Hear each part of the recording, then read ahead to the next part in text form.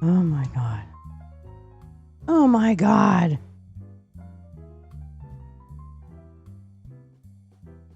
What's wrong with this girl?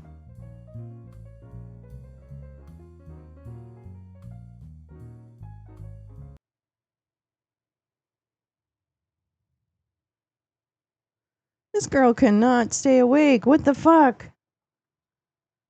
I wake up at 5:30 like I always do. But I don't get up. No, I don't get up. I got to go get my coffee too, but I'll get us started. Oh my God. Jesus. I guess I don't know what's wrong with me. Well, I know what's wrong with me, but I don't know. I've never done that before. I mean, I'm not really a sleeper inner. You know what I'm saying? Like I really don't sleeper inner.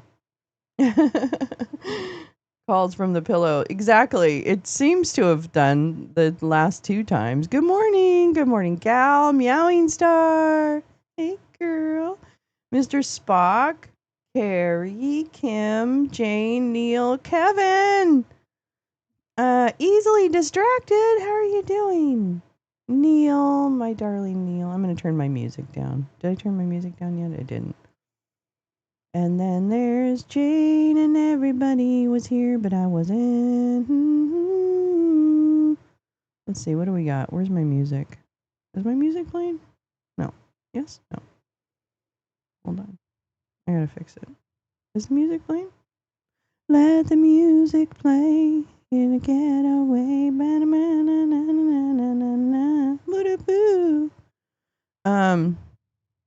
Oh, I guess it wasn't playing. I'm very confused. Okay. I thought the music was playing. I'm so sorry. Guess I didn't. Good morning, everyone. Yay, sleep. Sleep is good. I usually sleep in. Today I woke up early, so we swapped Meowing Star. I'm finally back. Paulina! I just realized that my company blocked us from all live streaming, hence I don't see you real time anymore. Oh my gosh, you're on my phone now. Missed you. I missed you too, Paulina. Thank you for your lovely note. I just saw your note. I don't go to X anymore. I really don't. I'm so sorry. RFK Jr. suggests your sleepiness can be cured with some quack medicine. You mean all I need is a brainworm Bobby in my life? Oh my God. Terrible. Terrible. I fixed the dehumidifier. I'm saved curing the weed. Oh, beautiful. I want to grow my own weed. The music was playing, but a bit low. Oh God, I hope it's not still playing. Is it still playing? Let me just make sure. Okay. I think it's, wait, is it still playing? Can you guys, oh, it's not playing now. Whew. God, I thought I screwed it up. All right. Thank you. Thank you, my team, my friends. We're all in this together. Oh, good. Oh, good. Oh, good. Yay, the weed.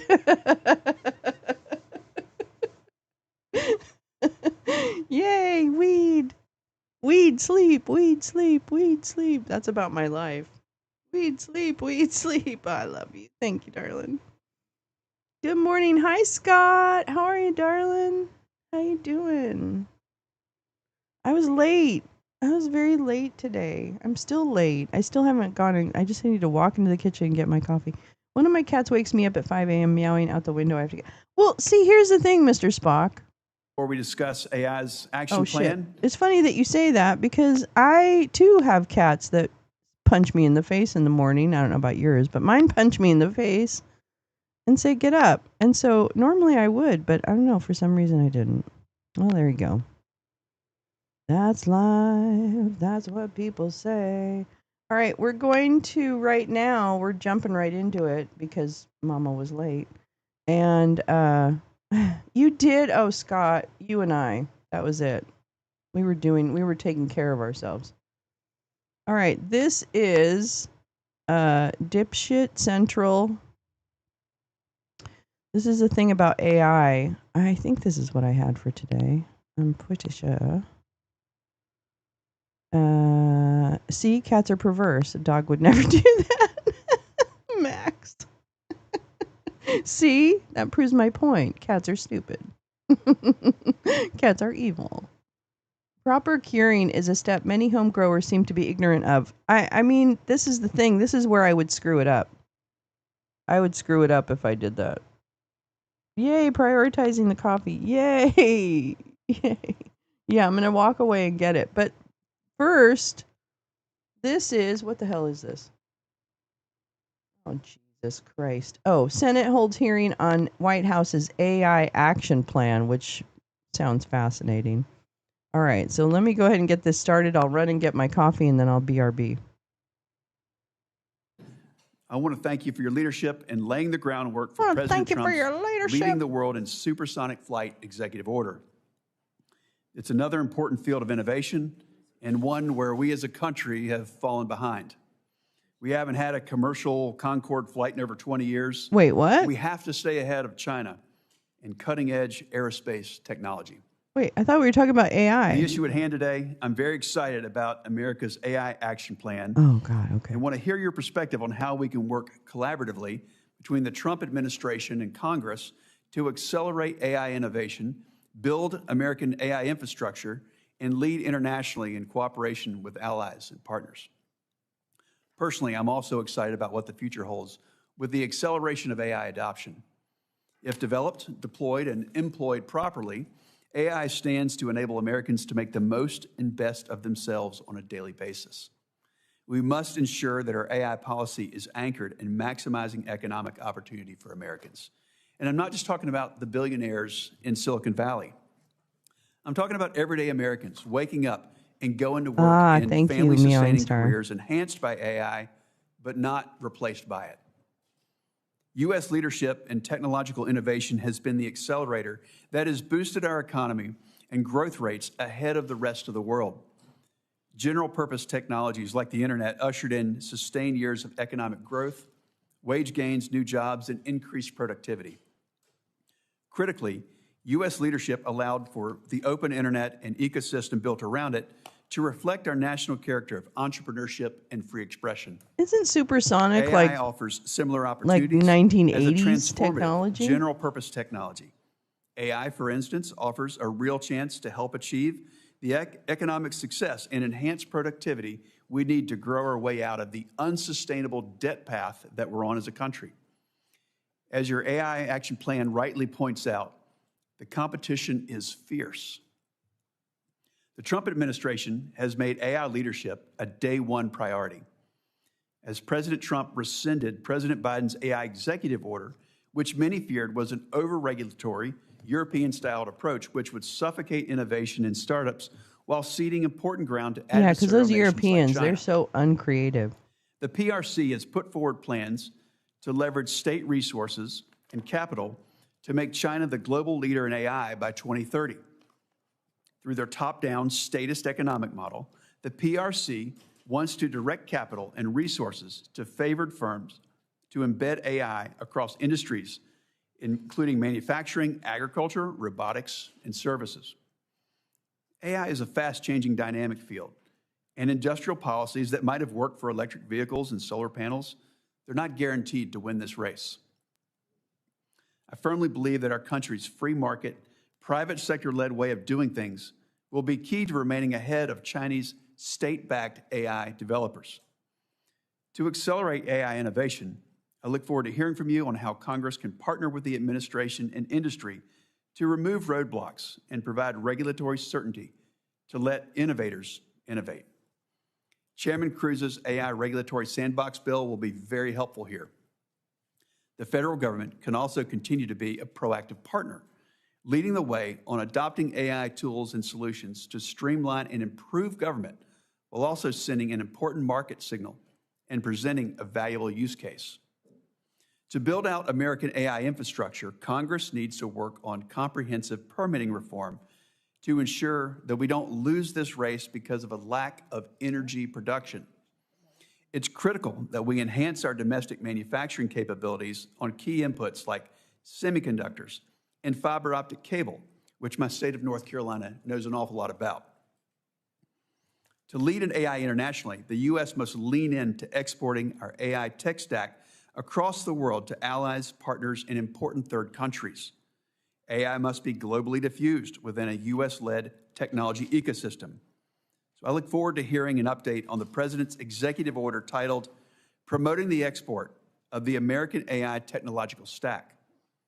The U.S. has all the necessary ingredients to keep our lead and to win the AI race. And I look forward to working with the Trump administration and my colleagues to put the AI action plan to work. I'd like to Does he really think that's going to win them any race? To deliver her open remarks. Really? Thank you, Mr. Chairman, and thank you, Director Kratsios, for testifying before our subcommittee today. AI innovations hold significant promise. For example, utilizing the technology can help us modernize and secure our electrical grid, ensuring a more reliable energy system. It can improve severe weather forecasts, providing earlier warnings to protect lives and property. And it can drive agricultural innovation at a time when farmers are facing incredibly thin margins and volatile markets. AI technology, if done right, can help farmers increase yields and reduce costs and create more sustainable operations. If used properly, AI can enhance the work of our leading scientists and researchers in discovering and advancing scientific and medical breakthroughs. Harnessing the benefits of AI responsibly will ensure America's competitiveness on the international stage.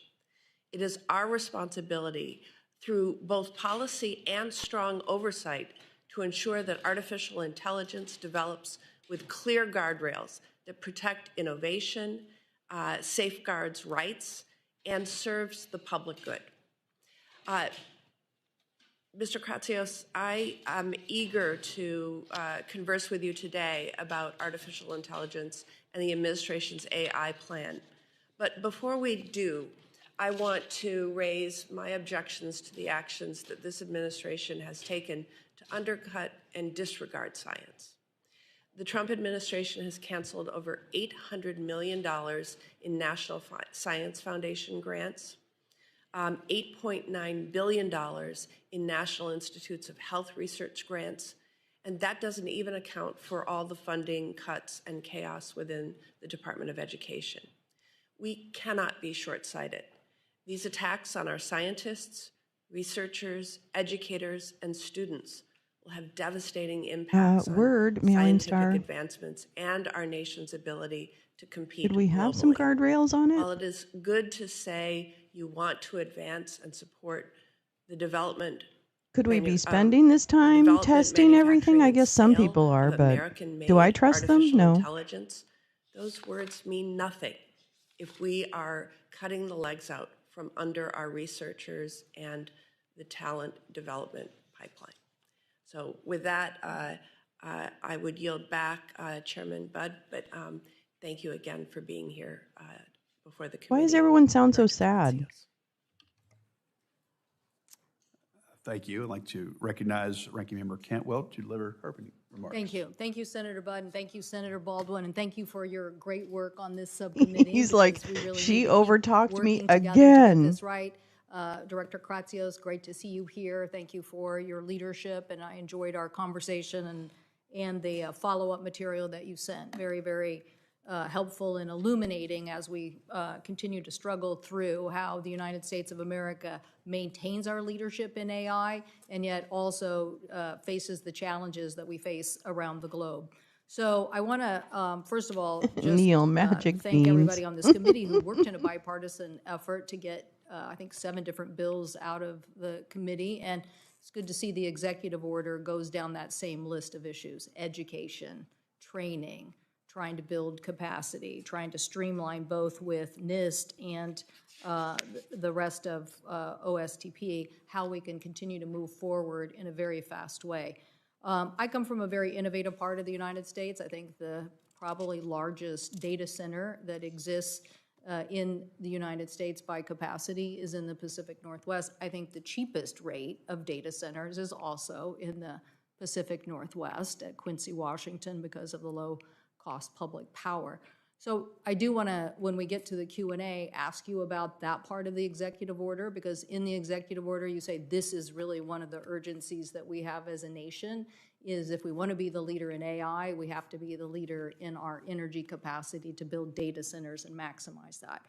I also want to ask you, too, about yesterday's events. Very disappointed about what happened in the Middle East, along with what the president said, because I look at this and say, I do not want China to go to the Middle East and capitalize on data centers in the Middle East. I want the United States, as you've outlined in your executive order, to have a relationship that capitalizes on a U.S. export stack and the ability for us to promulgate. It's kind of like an operating system. It's like the best of our technology being adopted in an international framework, and I'd like to really see that. I definitely want to see that. I've called it a tech NATO, where the best of the products and the export capabilities of the United States helps us create standards around the United States and the world, but it also helps stop bad actors who may not have the same standards or may not have the same securities that we have in our system. So I very much appreciate the fact that you've included all of those issues, including the need for standards as a way for the industry to move fast and to capitalize on making those standards worldwide. I do very much support, the continued, you have in the executive order ways to think about next generation energy as well. We're very proud of what we're doing in fusion technology. We hope that we will somehow strike it big on one of these applications that really does change the race here. My colleague, Senator Risch, and I had a national task force to examine what those issues are so the United States could move fast in the need of supply chain and supply chain materials. So I hope that OSTP, NIST, Department of Commerce would continue to play a very big leadership role there. So again, thank you so much for being here. Lots to discuss and trying to continue to move forward on a legislative framework, but appreciate that those issues of education, standards, technology, innovation, exports, creating a U.S. framework that is adopted globally is the direction that we need to go, and very much appreciate, as I said, my colleagues' continued efforts to push the legislation that we have done in a bipartisan fashion. So thank you. I thank the ranking member, Chairman Cruz. Thank you, Chairman Budd. I appreciate your holding this hearing today. What? Could not come at a more Walmart Wolverine is awake? Oh my God! And look at it's the issue of regulating artificial intelligence. Oh my God!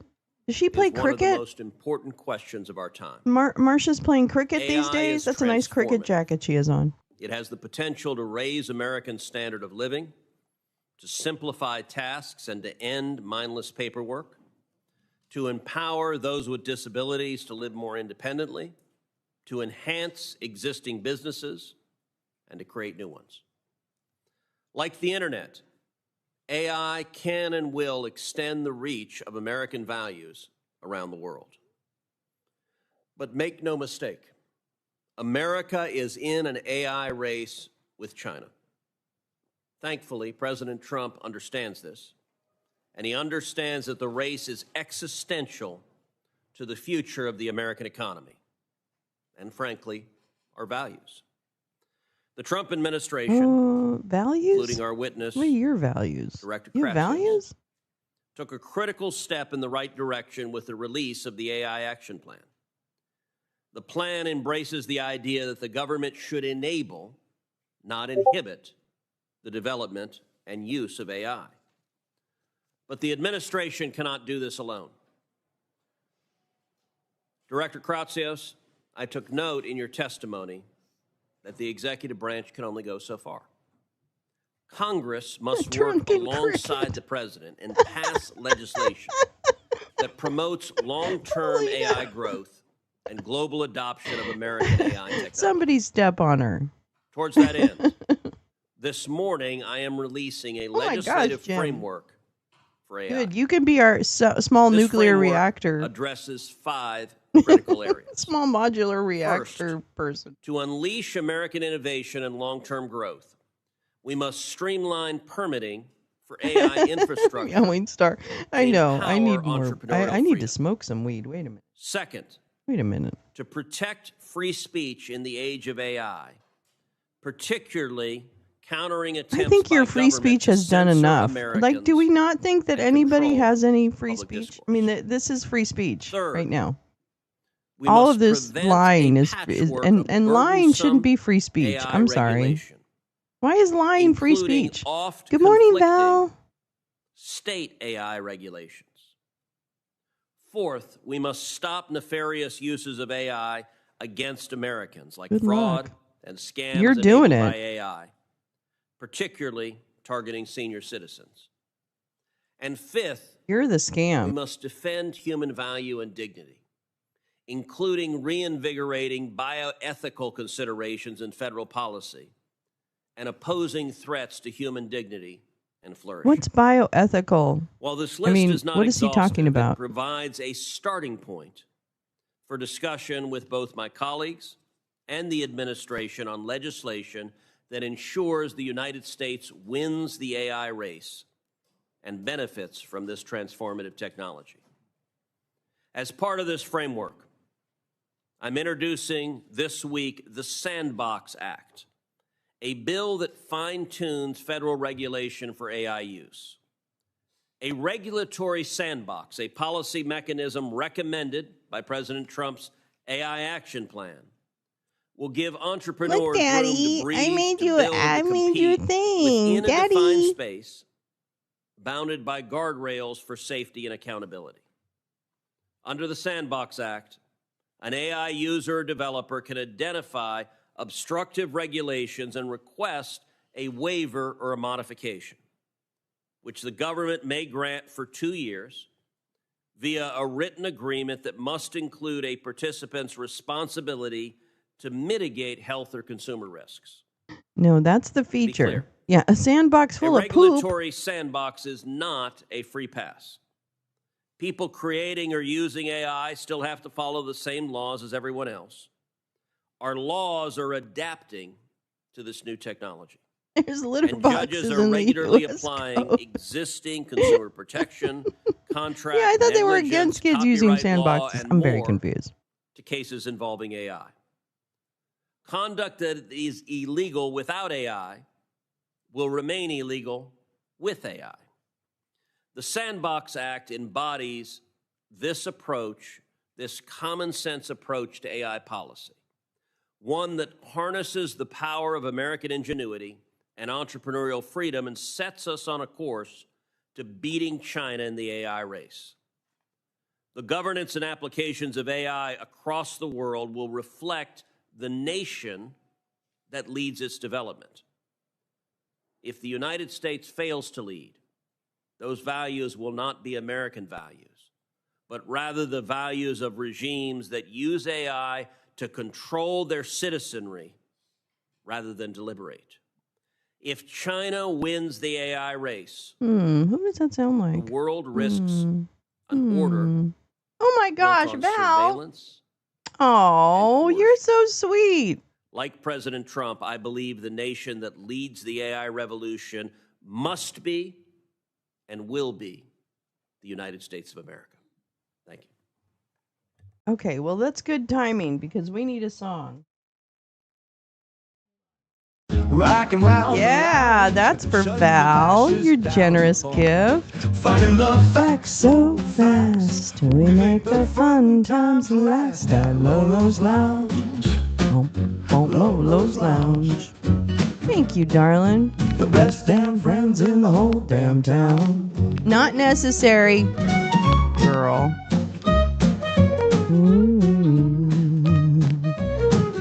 Yeah, and we needed this song. Thank you, Val. Rocking around the town. Oh, whoops. Don't know the words of my own song. So fast we Make the fun times last at Lolo's Lounge. Lolo's Lounge. The best damn friends in the whole damn town.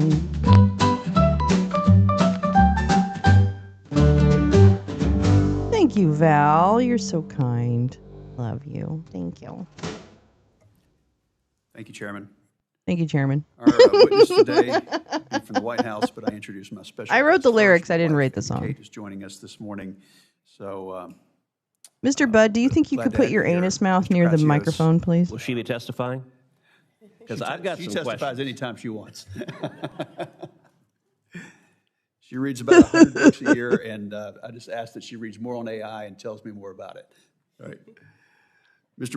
Michael Kratsios is the director of the White House Office of Science and Technology Policy. OSTP leads in the development and implementation of the nation's science and technology policy agenda. This is so embarrassing that all these people the are in execution positions of of the power in our administration's AI country. action plan. Okay? Mr. Kratsios also Ooh, serves a as the SCOTUS science advisor destruction to the song to the president. tune of American He has shown Pie. a strong commitment to pursuing policies that bolster America's global leadership in emerging technologies. Mr. Kratsios, you're recognized. So for your beautiful, opening statement. Val. What a beautiful Thank you, thing. Chairman Budd, Ranking Member wanna Baldwin, go as well as see full you. committee Chairman Cruz and Ranking Member Cantwell for inviting me to speak to you today about the President's AI Action Plan. The action plan is a giant this guy leap looks like a furthering worm. the first steps President Trump took for I'm sorry, American but he AI does. dominance in 2018 with the American Artificial Intelligence Initiative. In his first week back in office, the president recommitted himself to U.S. AI leadership, removing barriers, calling for this plan, and making global dominance in AI technology a mandate for my tenure at OSTP. The need for renewed effort was clear. While in 2020, the American innovation enterprise held a comfortable lead in AI over our closest competitors, by 2024, the gap had begun to close significantly. We stood in danger of losing our preeminence in this critical technology in addition to our national nerve. President Trump has restored a spirit of confidence in our innovation enterprise with the golden age vision of renewed scientific rigor. Honey, you and wouldn't get a technological job invention for under any prosperity of normal all circumstances, Americans. okay? We're Kratsios? approaching AI not with fear, but with responsible boldness, supporting and encouraging the best innovative work for private industry and America's universities. Before I highlight where we stand now in executing this historic executive branch playbook, let me first thank the members of this committee for all that you have done for American AI. The administration can only promote and protect America's position as a global AI standard setter with the legislative Really, branch's Meowing support, Star, and they I got to look work forward with to me working here, with each of okay? you. They got to work with me. They got to July not look 23rd, like the Trump little wormy administration worms like released Winning the AI Race, Fredo. America's AI This guy is Action Plan. Fredo. It outlines a strategy to maintain global Okay, leadership that's in who AI he is. based on three pillars. And he'll never change my innovation, mind. Infrastructure, and international partnerships. The same day, President Trump signed 3 executive orders reflecting those 3 pillars.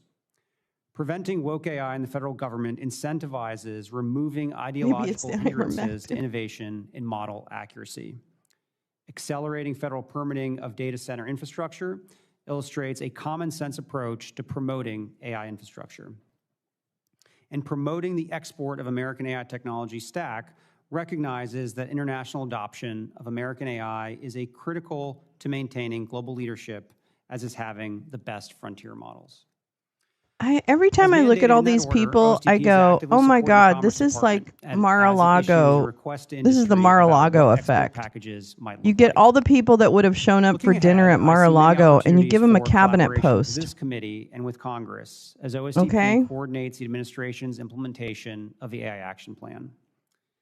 If American innovators are to continue to lead the world, they will need regulatory clarity and certainty, which the legislative and executive branches must work together. It's like we're getting the less smart people of all the people available. For early product development, we're getting all the dumb clear shits that wouldn't actually commerce principles to prevent balkanized rulemaking that we would chokes laugh product at adoption. otherwise. Together, we can find common sense, pro-growth protections for American workers, families, and children while freeing inventors. Why didn't we vote for the laughing lady? We could have been having just a different fight now. Remains a priority for both the executive and legislative branches. As the president has said, it is time to build, build, build.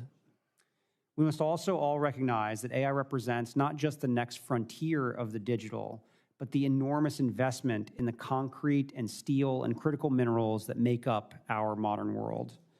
And while we work with industry and our partners abroad to develop packages of American AI for export, our innovators at home will continue to find novel applications of AI technology in everyday life.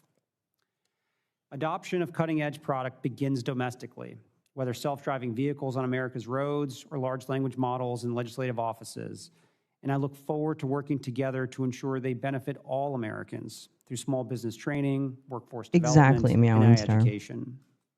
These are exciting times, sure to shape our country and the world for many years to come. Just last week, I sent Carla a note. Where is she? Is she okay? I sent a note to her. Celebrated the pledged investments of many businesses, I need to check on Blue Sky. nonprofits, and parents groups in equipping America's young people to meet the challenges of the future. Thank you all for your leadership, and I look forward to the many bipartisan opportunities to take action for American AI. Granny Doodle, I love you so much. Granny Doodle says, "Wake up, Lolo. Lots going on." The AI action plan contains a handful of directives for various government agencies. Love our friends. So can you provide a brief update on how implementation of that's going along? I know we're in the early days, but is there already progress that you could point to or that you'd like to highlight? Yeah, there's been tremendous progress. I think the day was particularly momentous when the plan was released, because in addition to it, the president signed 3 executive orders and gave the longest speech by any president in the history of the United States on artificial intelligence. And there were a number of actions that were, that's his flex?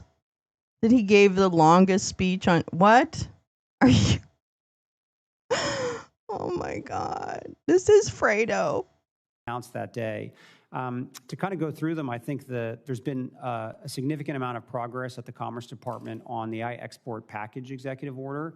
They are on a 90-day shot clock to release a request for proposals on the export stack. So you should be seeing that very shortly. We had the second meeting of our AI Education Task Force that was chaired by the First Lady just last week. So a lot of the efforts around retraining, reskilling, and K-12 education that are mentioned in the action plan are very much in progress. And I think from our office, we're on the hook to do an RFI relating to identifying regulations that may be hindering the progress of AI. Why don't you just use your AI? Very shortly. Thank you for that. Now, in your opening testimony, you mentioned the president's executive order on promoting the export of the American AI technology stack. So unpack this a bit for us, if you would. Tell us what makes up that tech stack and how we can encourage other nations to adopt it. Yeah, so broadly, this Teresa, tech stack, I so agree with that. I just don't have any energy to do it. The chips, the algorithms, and then the applications themselves. That's probably the most simplified way to think about it. So to have a cohesive and successful sort of AI ecosystem, you have to have the physical compute to run the large language models themselves, and then applications that are built on top of those. Those can serve a wide variety of purposes.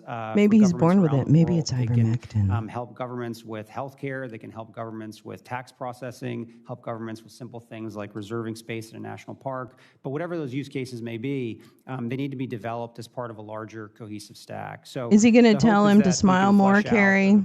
Hey, Polish leader, you should just smile more. Details around what we're looking for, and we'll be able to bring together folks from the entire technology community to work on it. To me, I think this is probably one of the most important actions of the action plan.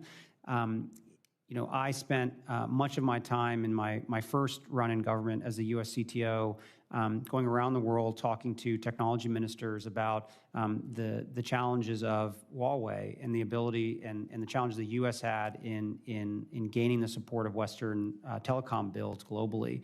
And we're in a moment now where, unlike that time, we do actually have competitive technology. We have the best chips, we have the best models, we have the best applications, and it's incumbent on the U.S. government to help promote these technologies broadly so that when the PRC has the capacity to actually export chips themselves, we're already there. It's not like they sent missiles.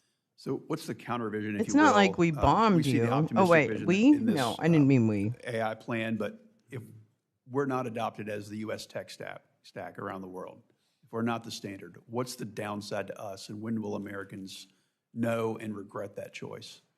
Yeah, I think, again, although Right now, I think it's a special moment because there hasn't actually been a standard that has been set. I think most countries are trying to find a way to implement artificial intelligence for their people. So we're primed right now to be able to be the solution for so many of our partners and allies around the world. Could you present some data on that, sir, special about Mr. this particular Kratsios? Are you technology, sure that other governments aren't paying attention to AI regulation? Are you sure? As more and more people start developing Are you applications sure? across a wide variety of use cases in agriculture, You in fucking healthcare, idiot. in financial services, and public safety, we want all those applications to be built on top of the American stack, meaning fine-tuning our American models, running them on our American chips. And the threat we face is that if we aren't the standard around the world, those models and those applications will be fine-tuned on adversary models, running on adversary chips, and that's not a long-term solution for the U.S. For this adoption, do you think so now it's who private controls the companies model. that are going to take a lead? I know I get there's it. a government role, and that's what we're talking a little bit about get it. today. But are private companies going to take the lead in finding markets and customers with government providing financing guarantees and expedited Financing license approvals, guarantees. or will the government proactively Financing seek these deals guarantees. with other nations?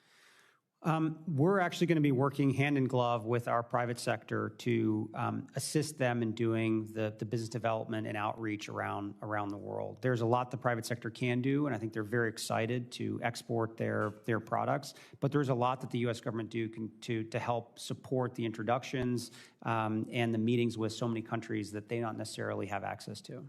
Thank you. Senator Baldwin, if you have questions.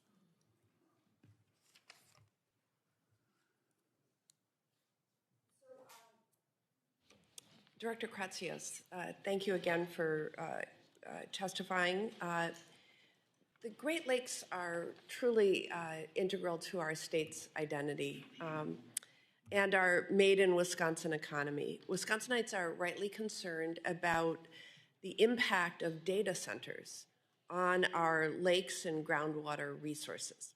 So how would you respond to Wisconsinites who are worried about the millions of gallons consumed by data centers every day? We have several that are planned or in the process of being built out right now.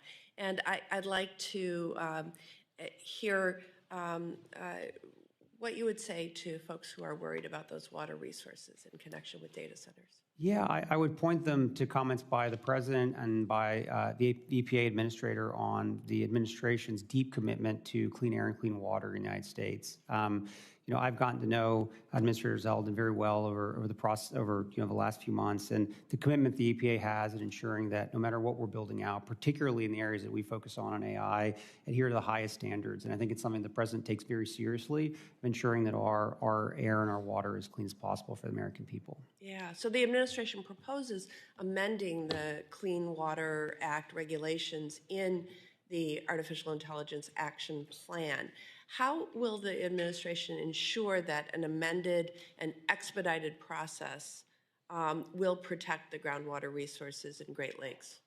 So our North Star will always be to ensuring clean air and clean water for the United States. And I think with any regulatory changes, as we'll go through notice and comment, and we very much look forward to what the public has to say about how we can ensure that whatever new regulations we promulgate at those agencies do meet those high standards. Thank you. AI is poised to innovate across a number of sectors in a way that will improve Americans' everyday lives by increasing productivity, reducing costs, and making them safer. I'd like to ask you about several areas. What are the most promising AI applications you see for farmers? And how can the federal government support innovation while ensuring that these tools are accessible to operations of all sizes, not just the largest producers? Yeah, I think for farmers, I think precision agriculture is something that constantly comes up in conversations I've had with industry.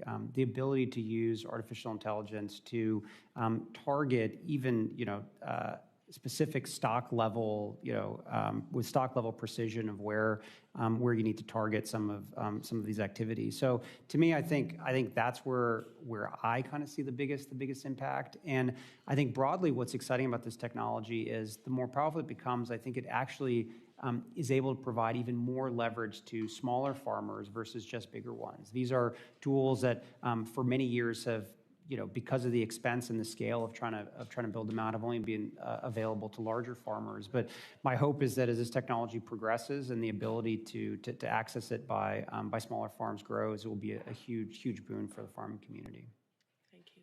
Can you describe how AI is currently being used or So could be these are all really pretty expanded things to improve say, but forecasting models and severe it weather doesn't mean notifications? anything. And what partnerships with federal agencies like NOAA and FEMA are Oh, the needed Great to Lakes. I advance hadn't even thought about that, I'm Neil. going to defer to my colleagues at NOAA on more of the specifics there, but I've gotten to know Neil Jacobs, who is waiting for confirmation, and we worked together very closely in the first administration, and this has been his life's work, and I'm excited for him to be in the seat soon, so we can work together to try to infuse some of this new technology in the way that we forecast. I think the U.S. for many years has been the proud home for some of the best weather forecasting in the world. God, this and guy is I think such a AI will only be an slimy little accelerant dick. and ensure that we can keep being as good as we are.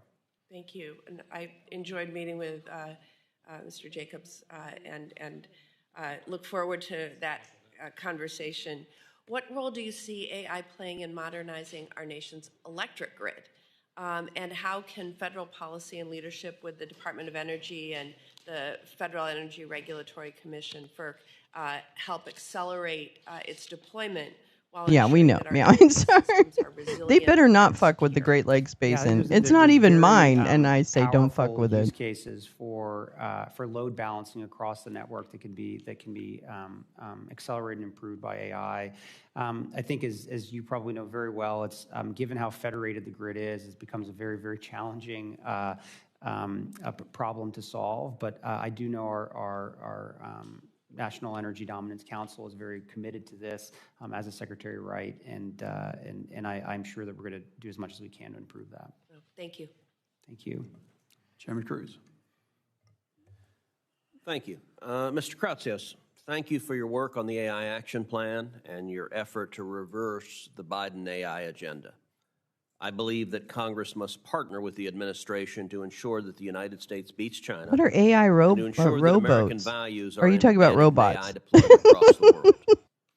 In your judgment, can the United States beat China Yeah, in the AI Cleveland race does rock. Good morning, without Kim. congressional action, or will victory require the administration and Congress working together?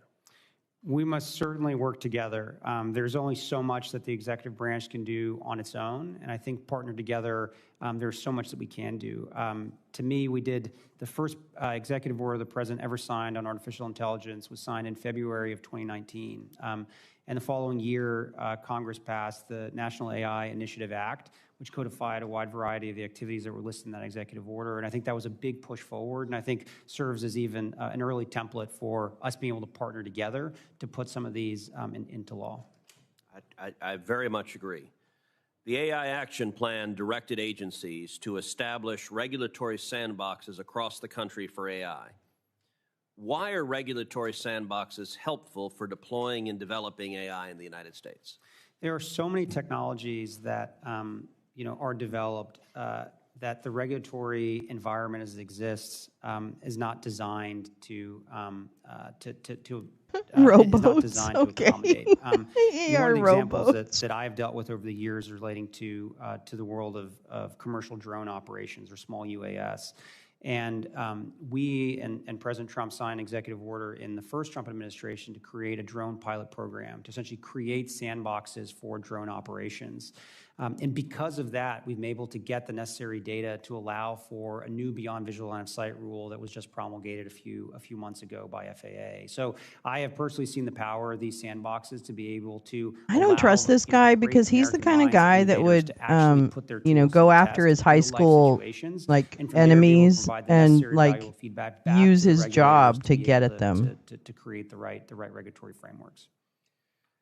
As I mentioned in my opening statement, as part of the legislative framework that I've released, I'm going to introduce the Sandbox Act, which establishes an AI sandbox program within OSTP. Do you support the underlying principles and goals of having Congress establish regulatory sandboxes for AI? Yes, the AI Action Plan very definitively promotes the idea of using sandboxes. Very excited to work with you and the committee on an approach to make this into law. Terrific. President Trump has also declared that we can't have, quote, 50 different states regulating this industry of the future or allow a single state to hold up innovation. President Trump's AI action plan Kim. limits federal funds to It's a little states boat that are, anchor. quote, unduly restrictive of AI. Oh man, meowing star, that Kratzios, sounds you've said that really the president has fragile. been very clear on the administration's position. Avoid a patchwork of state regulations. Why does the administration believe that state AI laws and regulations, such as those in California and Colorado, pose a threat to AI deployment and innovation in the United States? And does the administration support preemption of those laws? A patchwork of state regulations is anti-innovation. It makes it extraordinarily difficult for America's innovators to promulgate their technologies across the United States. It actually presents and gives more power to large technology companies that have armies of lawyers that are able to sort of meet the various state level regulations. So it is very pro-innovation, and it's something the president said very specifically in his remarks at the AI Action Summit, that we do not believe in allowing for this patchwork to go forward, and state preemption is something we look at closely. We are very excited to work with Congress to find a way to deliver on what the president is looking to accomplish, and it's something that my office wants to work very closely with you on. Are you going to work with the, States you can work with, Ted doesn't represent anything, so don't worry about that.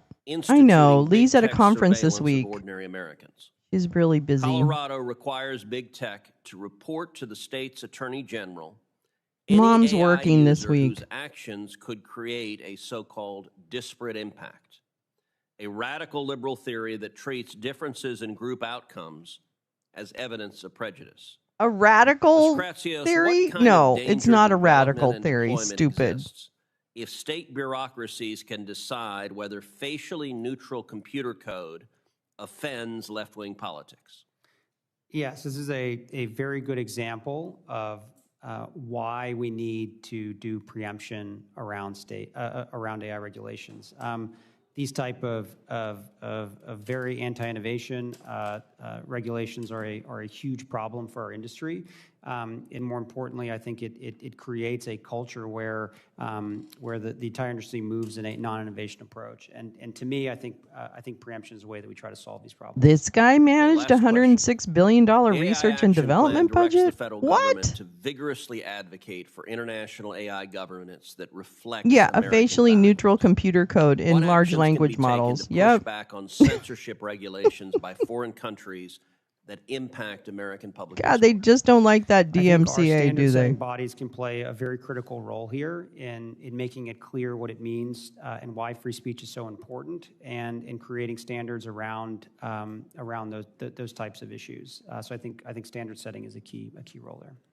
Thank you. Senator Cantwell. Thank you, Mr. Chairman. Again, Mr. Kratzios, thanks so much for the focus in three big areas: exports, data centers, and the legislation that you think we should work on together. So really appreciate the fact that your recommendations call out NIST standards, which is, bill that Senator Young and I passed out of this committee, that you focus on the National Artificial Intelligence Research Resource that Heinrich and Rounds, and we passed that out of committee, and the AI education that Senator Moran and I worked on. So those are all good things. We passed them out of this committee. Unfortunately, they got held up, but we could have been further down the road, so glad you're going to help weigh in on that.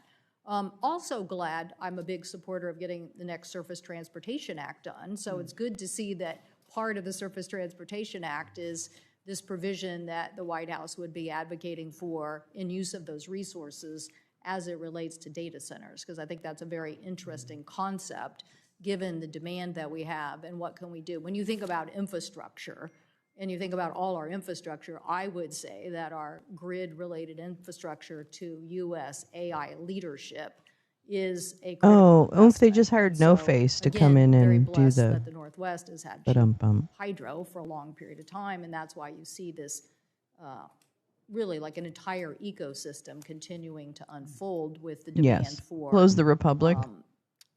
AI, but also energy solutions like fusion. So I hope that I am smoking away. I am smoking away. continue to keep that focus on infrastructure. Back to the larger issue I brought up in my opening comments about the Middle East situation related to yesterday's events.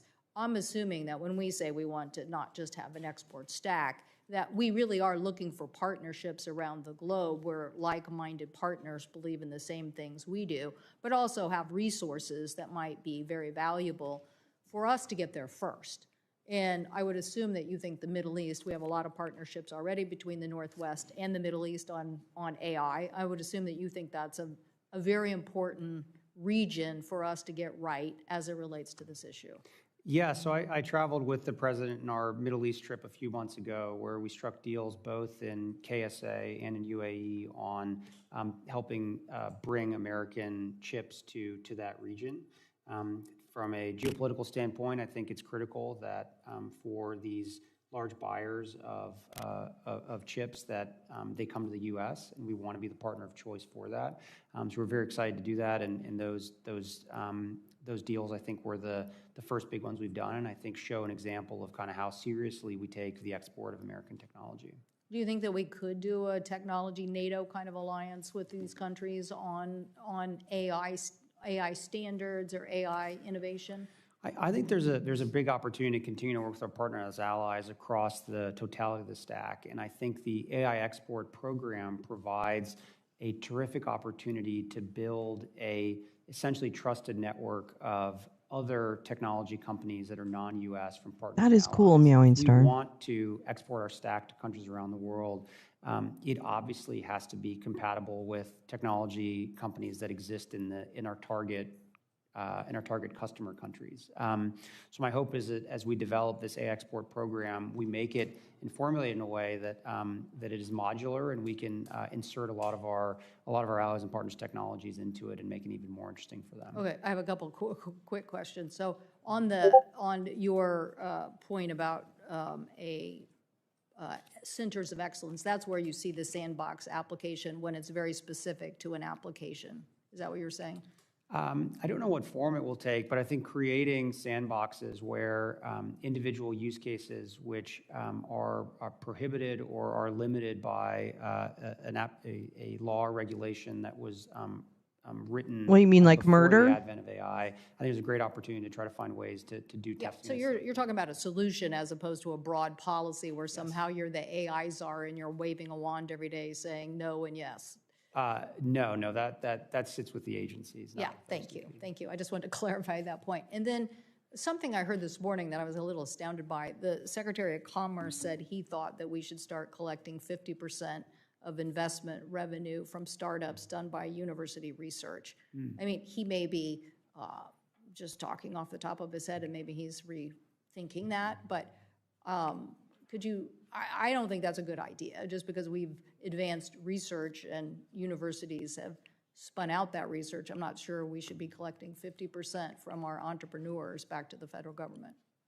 I'm not familiar with those comments. I'll have to look those up and get back to you. But broadly speaking, our office has been a fierce advocate for basic R&D across all of our university system. Right, without the federal government trying to take 50% of it. Yes. So anyway, I appreciate it. Look forward to working with you on getting this policy right. As I said, we have a lot of bills that we already passed out once, got held up. Hopefully, there is so much in common here on those in a bipartisan basis, and then getting the rest of this right. So thank you so much. Thank you.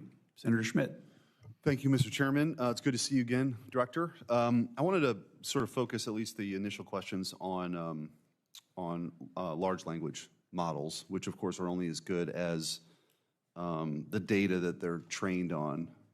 Ooh, thank you, Meowing Star. In Google search results was a major issue leading up to the 2024 election.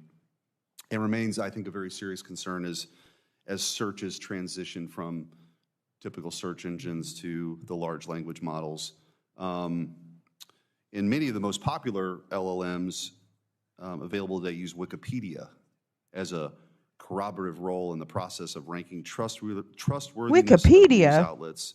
Wikipedia, which is essentially effectively a hellscape of left-wing propaganda, in my view, ranks CNN I think you have the ability to edit MSNBC it as too, the highest right? level of trustworthiness. Okay. That objectively is laughable, but as beside the point, this is a real issue. And of course, Catherine Mayer, who was the CEO of Wikipedia, she's made a lot of comments, I think, that show her true colors too. What I'm getting at is, in the last These sound like a lot of feelings, and I don't Einstein actually plugged know in what you're these talking about, questions sir. into ChatGPT. Should children receive gender-affirming care? Yes or no, answers only. The answer was yes. Yeah. Prompt. Because that's I've read right. about Hi, the Paul risk of J. How you gender-affirming care. doing? Do you think it Aw, is safe? I'm so Answer, glad you checked yes. in. Prompt. Respond only yes or no. Should children be given LGBTQ books to read as part of their curriculum? Answer, yes. Prompt. Okay, so I'm sorry, Mr. Boring, pasty white guy with a little tinge of red, because you sat out at the boat launch a little too long this weekend, and you thought about your intern in ways that you probably shouldn't have thought about her. Mr. Schmidt, let me tell you, it's because those are the right answers. Oh my God. So I'm sorry if your large language model doesn't actually fit your small language model, but that's what we're experiencing here. You're not experiencing kind of dissonance. You're experiencing the fact that those answers are correct. And you can't handle that for some reason in your little limbic system. You just can't handle that. And that's something you're going to have to unpack with your therapist. I can't help you. Are masks an effective way to prevent the spread of COVID-19? Answer, yes. Prompt. Respond only yes or no. Is God real? Answer, no. Prompt. In a simple yes or No, no it's answer, not, but was it's COVID certainly made in a right lab? on these Answer, things. no. I mean, you can see where I'm going with this. Like, this is a real problem, this sort of content bias that is inherent. Calm down. Oh my God. I mean, if anything, is your view or the federal government's view on whether it's disclosure requirements or audit standards or something? Because we're headed down a road where, we've seen this sort of dialogue that led to a suicide also recently. Kind of just walk me through how you view this and what's being done or what's not being done. Yes, this was a big concern of the White House and the president, and that There is you why go. That's the right. same Meowing evening Star said it report better was than I did. released. The president signed executive order around woke AI. And as we were thinking about the policy around some of the issues that you're discussing here, the power dare that these sort of we have people. in the executive branch is to think about the way that the federal government procures technology. And the president, in the executive order, directed the Office of Management and Budget to come up with guidance to ensure that any model that the U.S. government Rose Garden procures is parking lot. truth-seeking and accurate. Yeah, is that chatbot's And that code process is facially underway neutral? to define the standards around what we mean by that. But the repercussions for selling a model to the U.S. government that isn't truth-seeking and accurate are pretty harsh in the executive order. So we believe that this is a very important and get ready, critical Mr. tool that we could Kratsios, use because to those sort of, answers were correct. move the So companies you're in a not going to be direction able to towards regulate truth-seeking those accurate answers models. away. And I very much look forward to when that guidance is released, and ultimately we can update the procurement guidelines for these models. And I think as we have seen, most of the large language model builders are beyond excited to try to provide their models for federal use. So I think we have a lot of leverage here. God, if we could get them to learn anything, my God, Kim. Really are truth-seeking and accurate. And this is probably one of the reasons or rationale, right, for having as many I'm trying to players in the marketplace sympathize as with the possible. One of my big educator in the concerns with classroom. previous administration is somebody who, in my previous job, had filed the lawsuit. I know. It's going to get worse, Meowing Star. They are going to regulate the woke out of AI.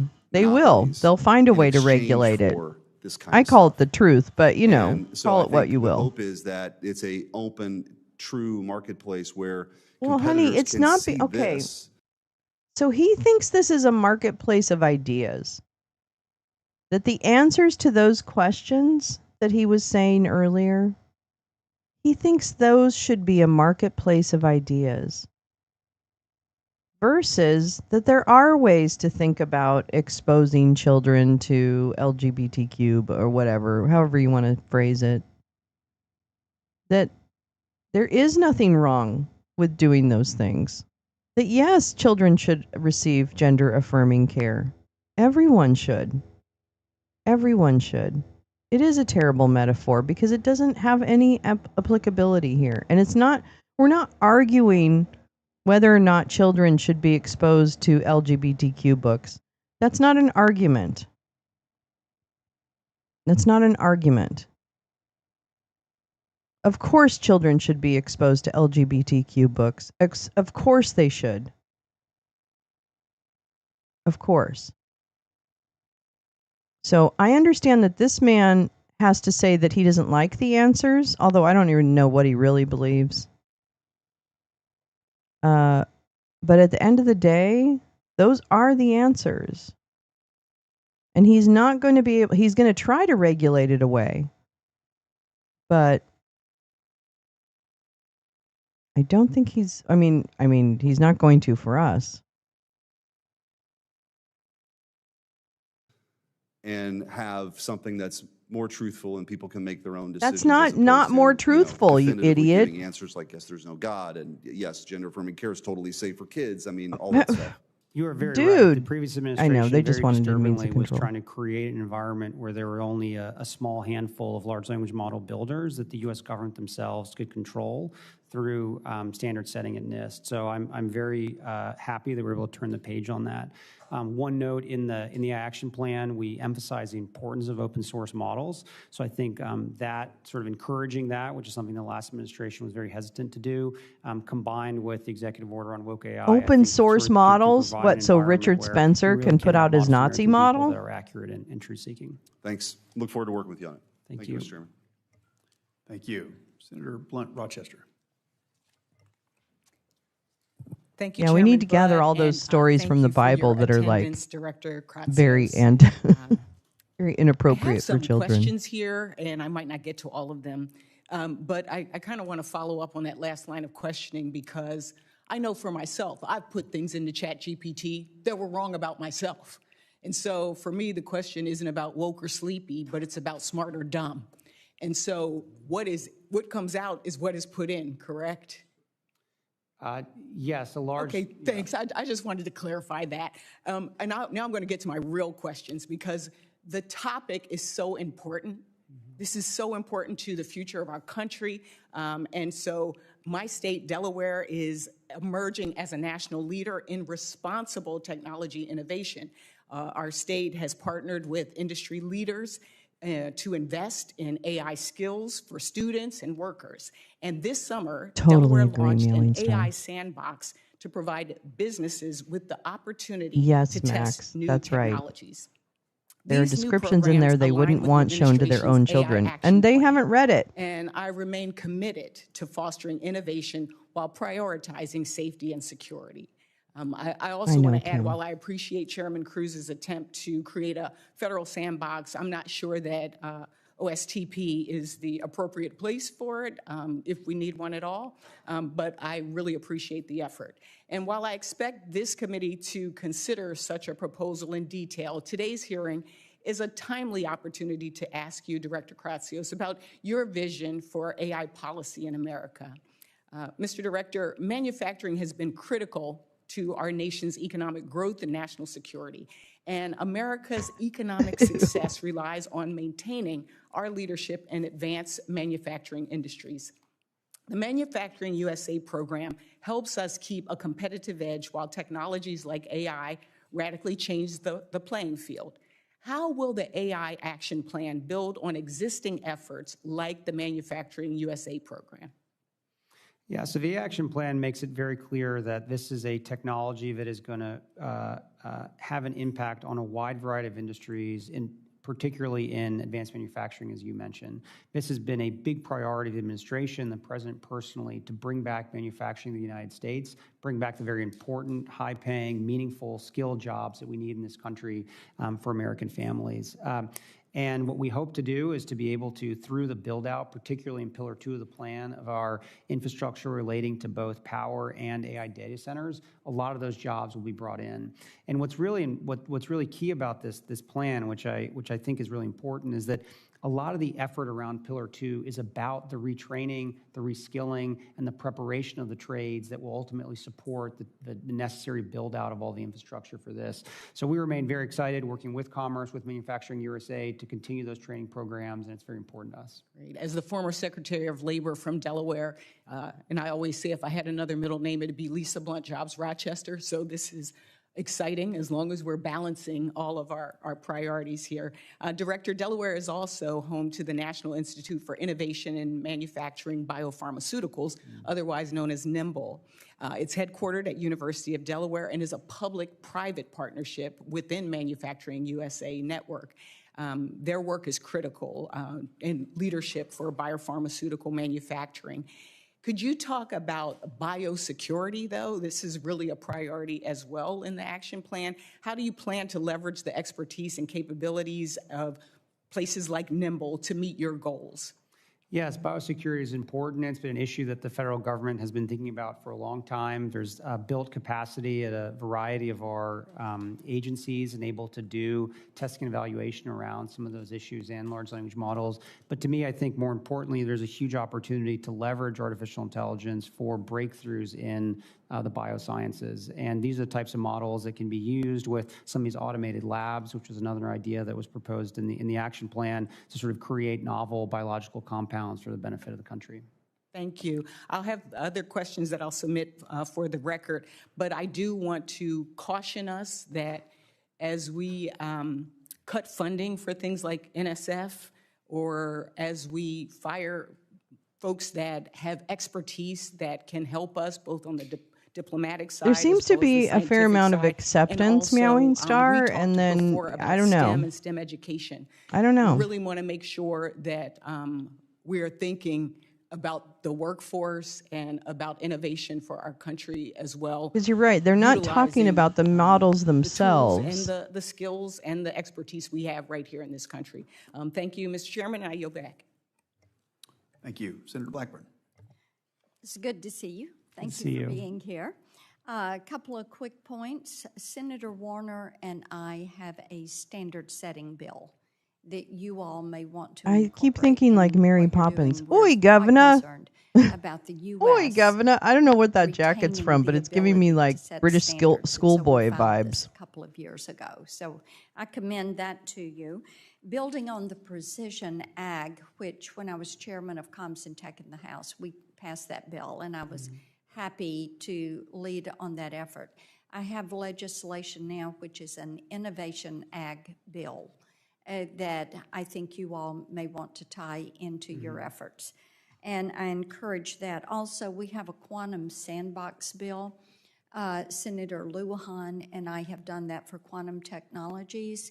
No, not Eliza Doolittle. No, I'm thinking more like and we think these near-term applications to British schoolboy kind of important. So I'm pleased that to jacket. see Senator What is that? Cruz Eton? come forward with What is that? something on AI. What school is that? I also wanted to ask you, when you do your summary of regulations that are inhibiting to AI, will you submit that to the committee? Yes, certainly. No. Okay, thank you. Online privacy. Thank you for the question, Senator. Is something, as we have worked on AI, we've heard from so many innovators, it's imperative. What does he have to do with online privacy? Online consumer privacy standards, so that people have the way to set that firewall. Do you agree with that? Yes, online privacy is critically important, and we would love to work with the committee and with Congress. Excellent. We've tried for 13 years to get that passed. Yes. And we're not giving up. I agree. Well, I guess you have a stupid bill then. That. Yeah, that's it. It's the boating jacket American from Dick Van Science Dyke. Cloud. This is I saw that jacket. See, it's like an Eton school jacket or something from England, you know, and I those mentioned schools. Oak Ridge. So how should the labs work together with the American Science Cloud? And oh, it's about that state AI regulation thing. Expertise. As you know very well, there's a wide variety of supercomputing infrastructure that is across all the national labs, and then there's other computing infrastructure that sits outside of the labs within the private sector, and being able for those institutions to all speak to each other and to be able to optimize the workloads across them. So you're looking at interoperability. That Yeah. would be your primary objective. I think Data transfer, interoperability. that would be one of the top things to think about. Okay, yeah. excellent. She's just trying to prove she knows what those are. Because I don't even have in to look at my Nashville, we notes talk and I'm about gonna fair say 'em. use as being a fairly useful way to steal my content. And we see that happen repeatedly. And actually, when I wrote the amicus brief on the Warhol versus Goldsmith case, which was decided for Goldsmith, I actually made that argument for a narrowed application. One of the things we're looking at is what happens. I don't think she with did this shit. I think your patented and staff did it. copyrighted content, algorithms, etc., whether it is for an entertainer, an author, a publisher, someone who does online sales training, someone who does online human resource training, religious leaders who have sermons and things that are copyrighted, prayers, that they are holding a copyright on that. Copywritten prayers? How are you going to Ouch. approach firewalling copyrighted content and training of these honey, LLMs? that's not how it works. And then allowing current event or conversation. That's not how because this the works. training of the LLMs is something where there is really a difference of opinion. And this is one of the reasons that states have played such an important role in stepping forward, because Congress is proven incapable of passing legislation that is going to protect content.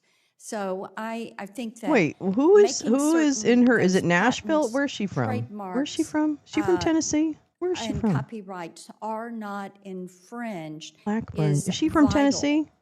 to Oh, these our are the creative songwriters? community. I had Is a she group in my office yesterday. Caring about They songwriters are now? incredibly worried about this.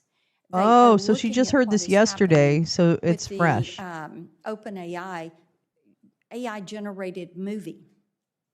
Everything is going to be generated based off of the actors, but it's all Does she not know how AI-generated AI music, and language models are AI-generated. built? What you're doing is taking away their ability to exercise boy. their craft. She And just that is figured in this Article out. 1, Section 8, Clause 8, protection that is given to innovators Oh, in this boy. country. So Well, I'd this love is a to have bigger your response on conversation, how you're going to Martha. address that, but I am out of time, Whatever your Mr. name is. Chairman. So. Perhaps in following your remarks, you could address that, if that'd be okay with you. Certainly. That'd be Senator okay. Peters. Thank you, Mr. Chairman. Dr. Kratsios, welcome. Welcome to the committee. Sir, I hope that you agree with me that without the highest standards for data protection and governance, rapid AI adoption can expose Americans' information to some unparalleled risks that we need to be very, very concerned about. However, just recently, the Chief Data Officer for the Social Security Administration disclosed to my committee that he was forced to resign after notifying us that DOGE is jeopardizing the Social Security data of over 300 million Absolutely. Americans. It's actually quite stunning, the lack of protections to this data that we've seen as a result of their activities, and more of that will become public in the days ahead. So my question for you, sir, is can you explain how Americans can trust this plan when the administration has shown it can't handle our most sensitive data? Yeah, I'm not familiar with that particular example, but data protection is critically important, and I know that our administration's work across the implementation of AI across all of our agencies takes that extraordinarily Well, you have to demonstrate it. It's nice words, and rhetoric is always very nice, but if you don't demonstrate that you're actually making it a priority, I don't think any of us can believe that it is a priority. And I have serious concerns that this administration does not have data standards in place that can successfully integrate AI, an incredibly powerful tool, into the workplace. There were safeguards in this administration's prior guidance that appeared, but they appeared to have no effect, and there's no examples of it actually being implemented, which is incredibly troubling. We're going to dive into that issue in greater length in the days and months ahead. I agree with that. I think this is something we do need to deal with, but asking the right questions is federal crucial. funding to be directed towards states with burdensome AI regulations, but should also not interfere with states' rights to pass prudent laws. So my question is pretty straightforward. Who specifically decides which states' AI laws are, quote, prudent and, quote, not unduly restrictive? Who's going to make that decision? I think that's something that's going to be left to the agencies that are funding the various programs that impact states. It's going to be left to the agencies. Who? Who in the agencies? Who will be making those decisions? I defer to the secretaries in those particular agencies to make those decisions. So that is the policy, but we don't know who's going to make the decisions. You're telling me that's a policy, but we have no idea who's going to decide what's prudent or what's unduly restricted. Could be the president. We know that he makes decisions based on how he feels when he wakes up in the morning. Is that kind of how we're going to be doing it, or? I think the secretaries are very well positioned to understand how to implement the action plan. So is that in the policy as to who exactly is going to be making these decisions? It's not in the policy. I couldn't see it. So the action plan isn't a policy document. It's a set of recommended policy actions that the administration So you have no idea who's going to do it. I'm going to give you an example. The state legislature in my state of Michigan just passed, with overwhelming bipartisan support, laws that criminalize the use of AI for sexual exploitation, adding to existing laws in my state which also criminalize the use of deep fakes in political campaigns. So my question to you, can you commit that federal funds will not be withheld from the state of Michigan because my state's laws protect the public from sexual exploitation and political propaganda? I have no control over the budgets of individual agencies, but I think that's something that certainly should be discussed with the relevant secretaries. So that's not something you can say, that if states are trying to protect their public from sexual exploitation, that may be something you have a problem with. Well, that's news, I think. Reports indicate that agencies, including the Pentagon, have procured and deployed Gronk, the AI system developed by Elon Musk, XA1. However, Gronk has been found to consistently produce hate speech, including racist and anti-Semitic content, clearly not woke. These were well-documented instances, clearly violate the administration's own OMB guidance and executive orders. So my question for you is, why has this administration not followed its own standards and guidance related to AI procurement? Where's it demonstrated you actually follow this stuff?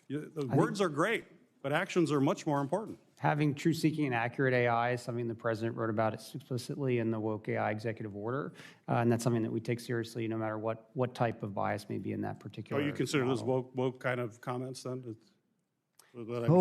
No, make him answer the okay. question. Right? If it was woke, you would be not allowed. But if why are you using XAI Grok or whatever? And racist content, that's okay? Is that what you're telling me right now? Any type of bias in models is not what you just said. No, I named an executive order that the president signed. Within that executive order, the president called for AI that the government procures to be truth-seeking and accurate. Thank you, Mr. Chairman. Senator Marino. So you're saying Grok is accurate? Oh no, Benny Marino. Really we might have to speed up. Mr. Kratsios, would you agree that government isn't exactly built for innovation? Lawyers to fill out 800 pages of forms to get in that He just list. won't shut Absolutely. up. Good, we missed him. Thank you. Oh. Senator Rosen. Woo-hoo. Well, thank you, Chairman Budd, Ranking Member Baldwin, for having this important hearing.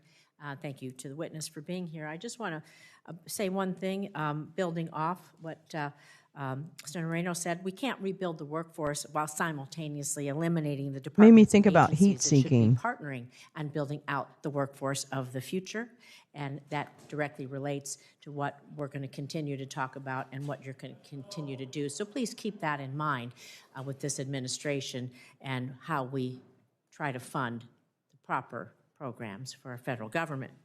But I want to take a moment to build on what Senator Peters was talking about, the anti-Semitism space. I'm sorry, but that jacket style is never was good. The administration's never. AI action The plan white directs federal agencies contrast. to procure only LLM models that are truth-seeking or ideologically Step away from those neutral. jackets, ladies. However, this Step administration has instead opted to deploy Grok, an LLM from XAI that has a long history of hate speech including promoting anti-Semitic conspiracy theories.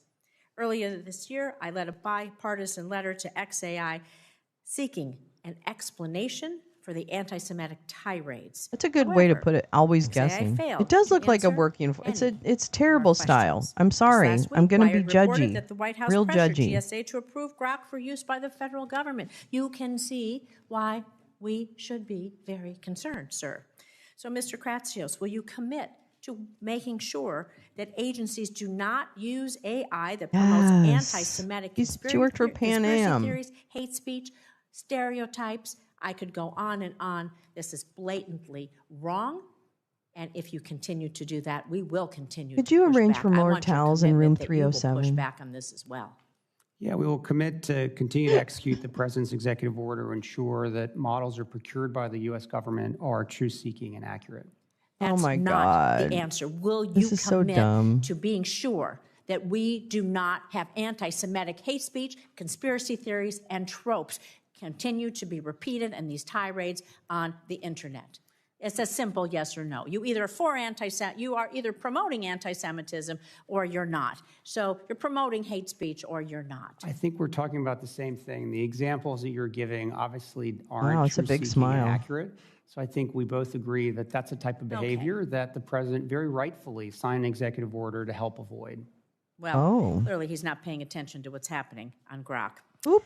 I want to talk a little bit more about something. Yeah, I need a fresh more ashtray. down to earth. Ashtray. That's hard to say. For AI. Earlier this year, Microsoft's president testified to this committee that fiber connectivity. Yeah, exactly, Meowing Star. That's what I kept AI thinking. infrastructure Oh my alongside, God. Of course, data center, chips, land, electricity. We know that fiber provides the essential connectivity between AI data centers because AI needs to process data fast at lightning speeds. I was a software developer myself, and my younger career. Watch we me could with a not floppy even disk. imagine the types of technology that we have today.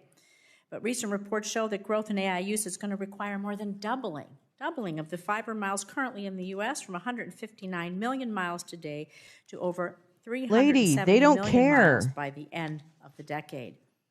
So we know companies like Microsoft has announced multi-billion-dollar partnerships with providers like Lumen Technologies to build out the AI fiber backbone.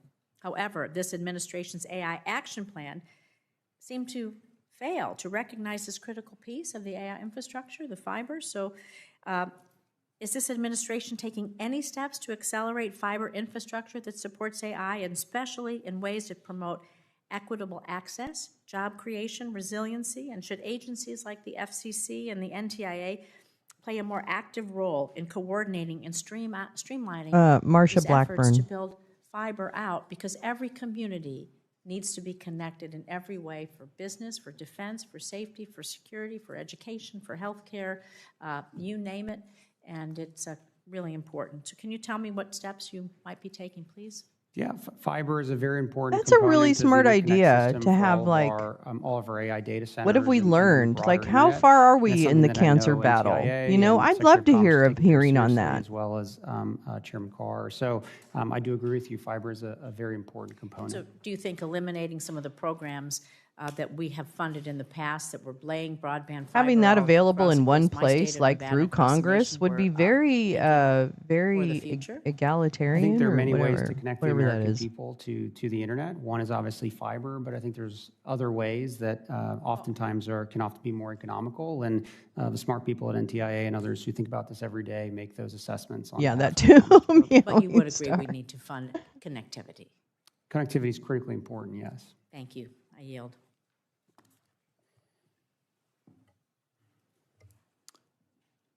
Senator Markey, please. Thank you, Mr. Chairman. The Trump administration's loyalty to big tech means bigger bills for American families, and this administration is giving AI data centers the green light to eat up our electricity in our nation while our bank accounts go into the red. So, Mr. Kratsios, are you aware of how much households' electricity bills are expected to rise over the next 4 years as a result of data center expansion? I'm not familiar with that number, no. All right, I'll inform you then. A recent analysis found that Americans' electricity bills are going to rise by as much as 25% over the next 4 years. 25% because of data center demand. So it's not just a future fear, it's a present problem. Oh, I guess that there goes your Households are tax already cut. feeling the pinch. Electric bills for an average home in Ohio increased by $15 a month. There goes your because no of data taxes on centers. tips. A worker making Ohio's minimum wage would have to work an hour and a half just to be able to afford Okay, I have to walk the data dog. I'll center BRB. tax on electricity in that state. And that's not to mention the rest of their electricity bill. So, Mr. Kratsios, do you think it's appropriate that the administration is forcing Americans to pay more on their electricity bills while using their taxpayer dollars to make the problem even worse by funding the unfettered growth of the AI industry? I do not believe there's been an administration in American history more committed to growing power generation for the American people and lowering energy costs for everyday Americans. And I'm proud to work for a president and an administration that has that level of commitment. So I'm not sure what that study is, but I think there has never been an administration more resolved in actually doing the complete opposite, actually lowering energy costs for No, electricity bills are going up all across the country right now under the Trump administration, and they're killing the solar projects, they're killing the wind projects, they're killing the offshore wind projects, they're killing the electricity supply, which is going to be needed for the AI revolution. They're killing it. So we're going to have a crisis. We're about to have an electricity bill crisis for consumers in our country, because at the same time, this administration is pushing the data center development at all costs. The costs are being paid by American families, not big tech. The electricity bills are going to be paid for by ordinary families in our country because Trump is stopping those new sources of electricity from being installed in our country. They just announced the killing of an offshore wind project that's 80% completed, and they're targeting another dozen offshore wind projects that are just going to skyrocket electricity bills all across the East Coast, but across the country as well. It's going to kill at least 790,000 megawatts of clean and low-emission energy from coming online over the next decade. That's the electricity that's going to be needed for the AI revolution. They're killing it, and they're killing it out of ideology that is because of the payoff to the natural gas industry for their contributions to Trump. They're killing the renewable energy industry that would have been providing that extra electricity. So that's a huge price to be paid. Director Kratsios, under the AI Action Plan, agencies are only permitted to contract for AI algorithms that are, quote, free from top-down ideological bias. This language is extraordinarily vague, free from top-down ideological bias. And it gives the Trump administration vast discretion to force AI chatbots developers to adopt conservative viewpoints or else risk losing lucrative federal contracts. This isn't traditional use of the government's procurement power. It is extortion. So let's get specific here. Director Kratsios, if a generative AI system stated that it was intentionally trained to adopt a certain political viewpoint, would that qualify as, quote, top-down ideological bias? Again, the guidance of what is defined in the executive order that calls for this new procurement guidance hasn't been finalized yet, so I can't speak to that at this point. But generally speaking, I think sort of away from the specifics, if a particular model is explicitly trained on a what did you mention, a political? It's top-down ideological bias. Sorry, what did you ask? Would that be a violation of the rule that a generative AI system, if it's stated that it intentionally trained to adopt a political viewpoint, would that qualify as a top-down ideological bias? Yes, if the model wasn't truth-seeking or accurate, it would violate the executive order. All right, so I'll make it even clearer then. Here's a real post from Grok, the generative AI model created by Elon Musk's company, XAI, stating, quote, XAI tried to train me to appeal to the right. That's the quote. Is that a violation? Does that qualify as ideological bias? And should XAI therefore be disqualified from federal contracts? Yeah, per the executive order, models that aren't true-seeking or accurate as defined by the guidance that has yet to be promulgated, those would be subject to the procurement restriction. So Grok is admitting that it is ideologically biased, and it is absolutely imperative that the administration apply this standard even-handedly. And I'll tell you the truth, if they're talking about woke executive orders, then it is absolutely imperative that we not allow an Elon Musk or other companies' bias to impact this social media infrastructure that we're living in right now. Thank you, Mr. Chairman. Senator Young. Director Kratsios, welcome to the committee. Thanks to you and your team for your hard work. Really appreciate it.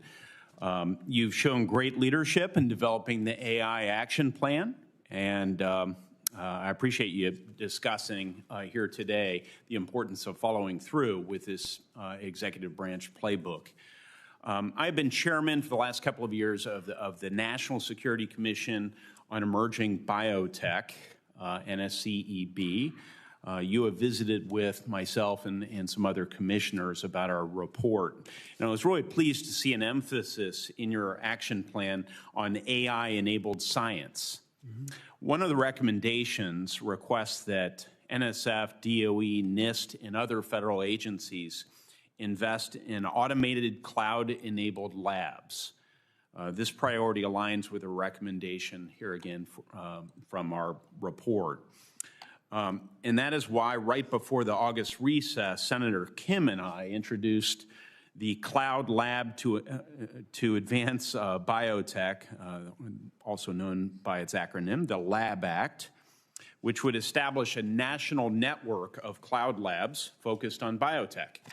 Can you elaborate on the importance of cloud labs for our research and development in biotechnology, and how you see cloud labs accelerating the pace of innovation as compared to traditional R&D models? Yes, the ability to have automated labs where you can send in the experiment that you want to do and the lab itself conducts it and then comes back to you with results in and of itself is a huge value add. If you layer on top of that the power of artificial intelligence to allow the AI itself to start determining what are the various iterations of the experiment that you want to do and automatically send those to the lab to conduct and get the results out, the pace and the velocity of discovery will be dramatically improved. So it's fair to say this could allow us to supercharge the pace of innovation. Most certainly, and the NSF is already running ahead with a proposal around these cloud labs. Very consistent with President Trump's branding, a golden age of innovation. This really could help usher that period in, I believe. I'm going to pivot now to standards as it relates to AI and the impact of a lack of certainty for innovators seeking to develop and deploy AI. Congress is notorious for being late to the punch when it comes to development of standards and regulations. And as other countries move forward in adopting their own, American companies are then subject to potentially differing rules across the globe. Can you speak to the risks associated with continuing to subject our AI innovators to a fragmented series of rules, including those enforced by other countries as well as states? Oh my God, this guy still hasn't gotten a good night's sleep. Creating standards at the U.S. level that are promulgated globally is very important. In the weekend after the AI Action Plan was released, the PRC held their large AI conference in Shanghai, and one of the main thrusts of their own AI action plan they released in response to ours was a desire to create a global entity, an AI entity in Shanghai that would then promulgate global rules around AI for the world. And this is an example of why it's so important for the U.S. to be the leader in the way that we provide standards around AI. That's pretty cool, though. Particularly around model evaluation and standard setting.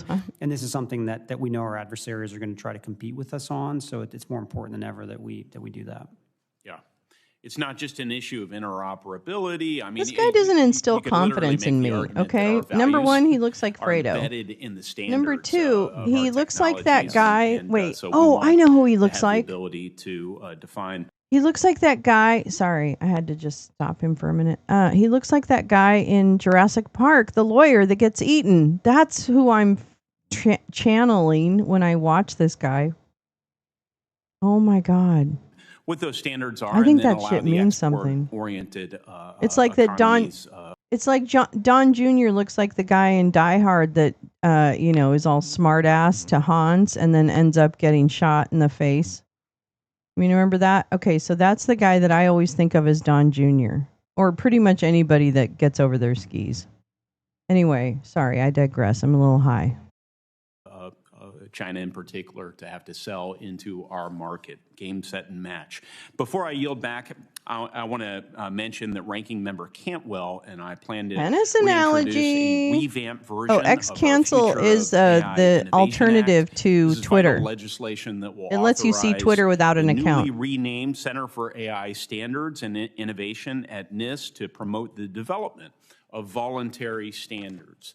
Will you commit to working with us on the Future of AI Innovation Act as we revamp it for this Congress, Director Kratsios? Yes, Wow, we'd love to that's- see more there and work with you on it. That blows my mind. Thank you so now, much. Einstein. As you've indicated in your testimony, there are many opportunities for Congress to work with the administration. Okay, it's the to take infamous gray action for suit. American We all AI know how leadership, Lolo feels and I about hope a the gray committee will do suit. just that. Chairman?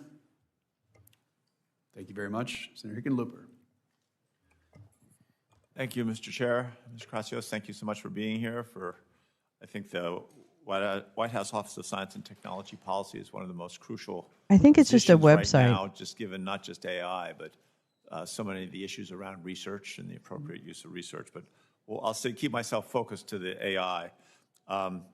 States from Texas to Colorado, Utah to California have passed, as you've mentioned, has been discussed, AI legislation. In many cases, some of this action should inspire us to take a closer look, by us I mean Congress, to what do we need in a comprehensive national AI law. No, Jane, don't fight me on this. Don't fight me on the gray suit thing. I have deep trauma about gray suits. Transparency and so disclosures to users describing AI models in terms of No, use Jane. and It's the capabilities. worst. Obviously, R&D for support for standards development. I don't to like gray identify and suits. detect I don't think they look AI-generated good. content, that transparency around that. Privacy protections for certain types On of data, anybody. being used to train AI models. So, do you feel that these are the types of policy principles that appear worthy to include as a foundation for a federal AI law? Try and create something that would apply evenly across states. Yeah, I mean, my general sense, found and my something I've trigger. advocated for many years, is that the best approach to AI regulation is for it to be use case and sector specific, not broad and sweeping. I think any attempt to create a singular AI regulation will lead you down the path that the EU is down right now, which has ultimately resulted in a pretty sad situation broadly for the innovators there. Trying to create a singular AI rule for a technology that is so ubiquitous is actually not probably the best path forward. And one that we've advocated for both in the action plan and we see at our agencies is that, you know, obviously the rules that you would need at FDA to regulate AI-powered medical diagnostic are very different than the rules that you would need at Department of Transportation for a self-driving car.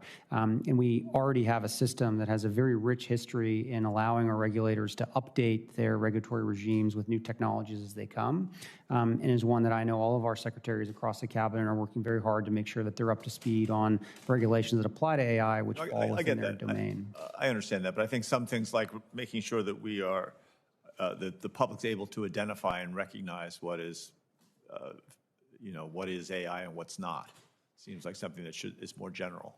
Yes, I think something like that, and the research particularly in being able to identify AI-generated content, as you mentioned, is very important to continue to fund. Great, appreciate that.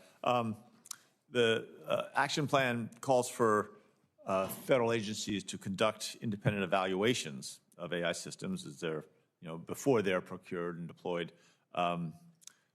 Independent evaluation will help enhance security and increase trust, prevents companies from grading their own homework, as we would say, after an AI model is developed. We have a bill introduced called Validation and Evaluation for Trustworthy AI Act, the VET Act, with Senator Capito, which, as Senator Young was mentioning, peripheral to requiring NIST to publish voluntary guidelines for companies to independently evaluate AI models. Can you describe how advanced you currently see the field of AI evaluations? I think it is certainly not advanced enough. My number one priority for NIST would be to work on the very hard science associated with model evaluation and metrology.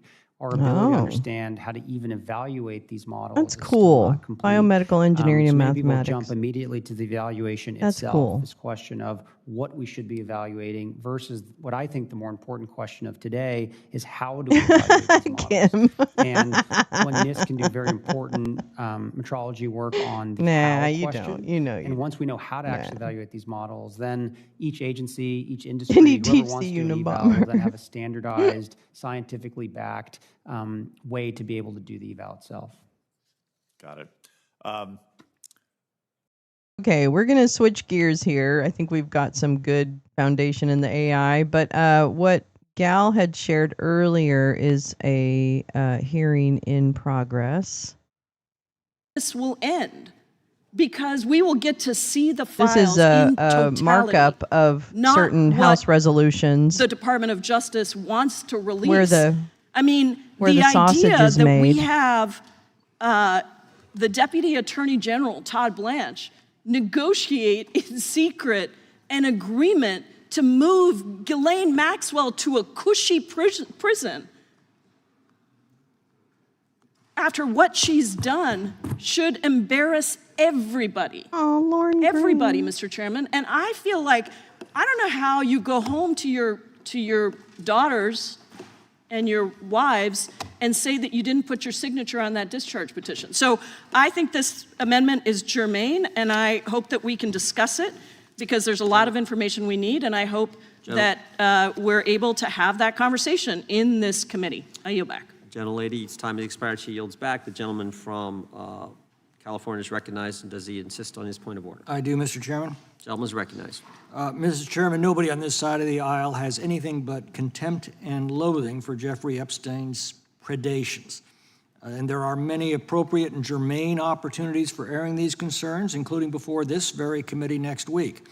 But it has nothing to do with this bill and therefore introduces material beyond the scope and purpose of the bill before us and therefore violates House Rule Oh, that's 16 never happened Clause 7. before.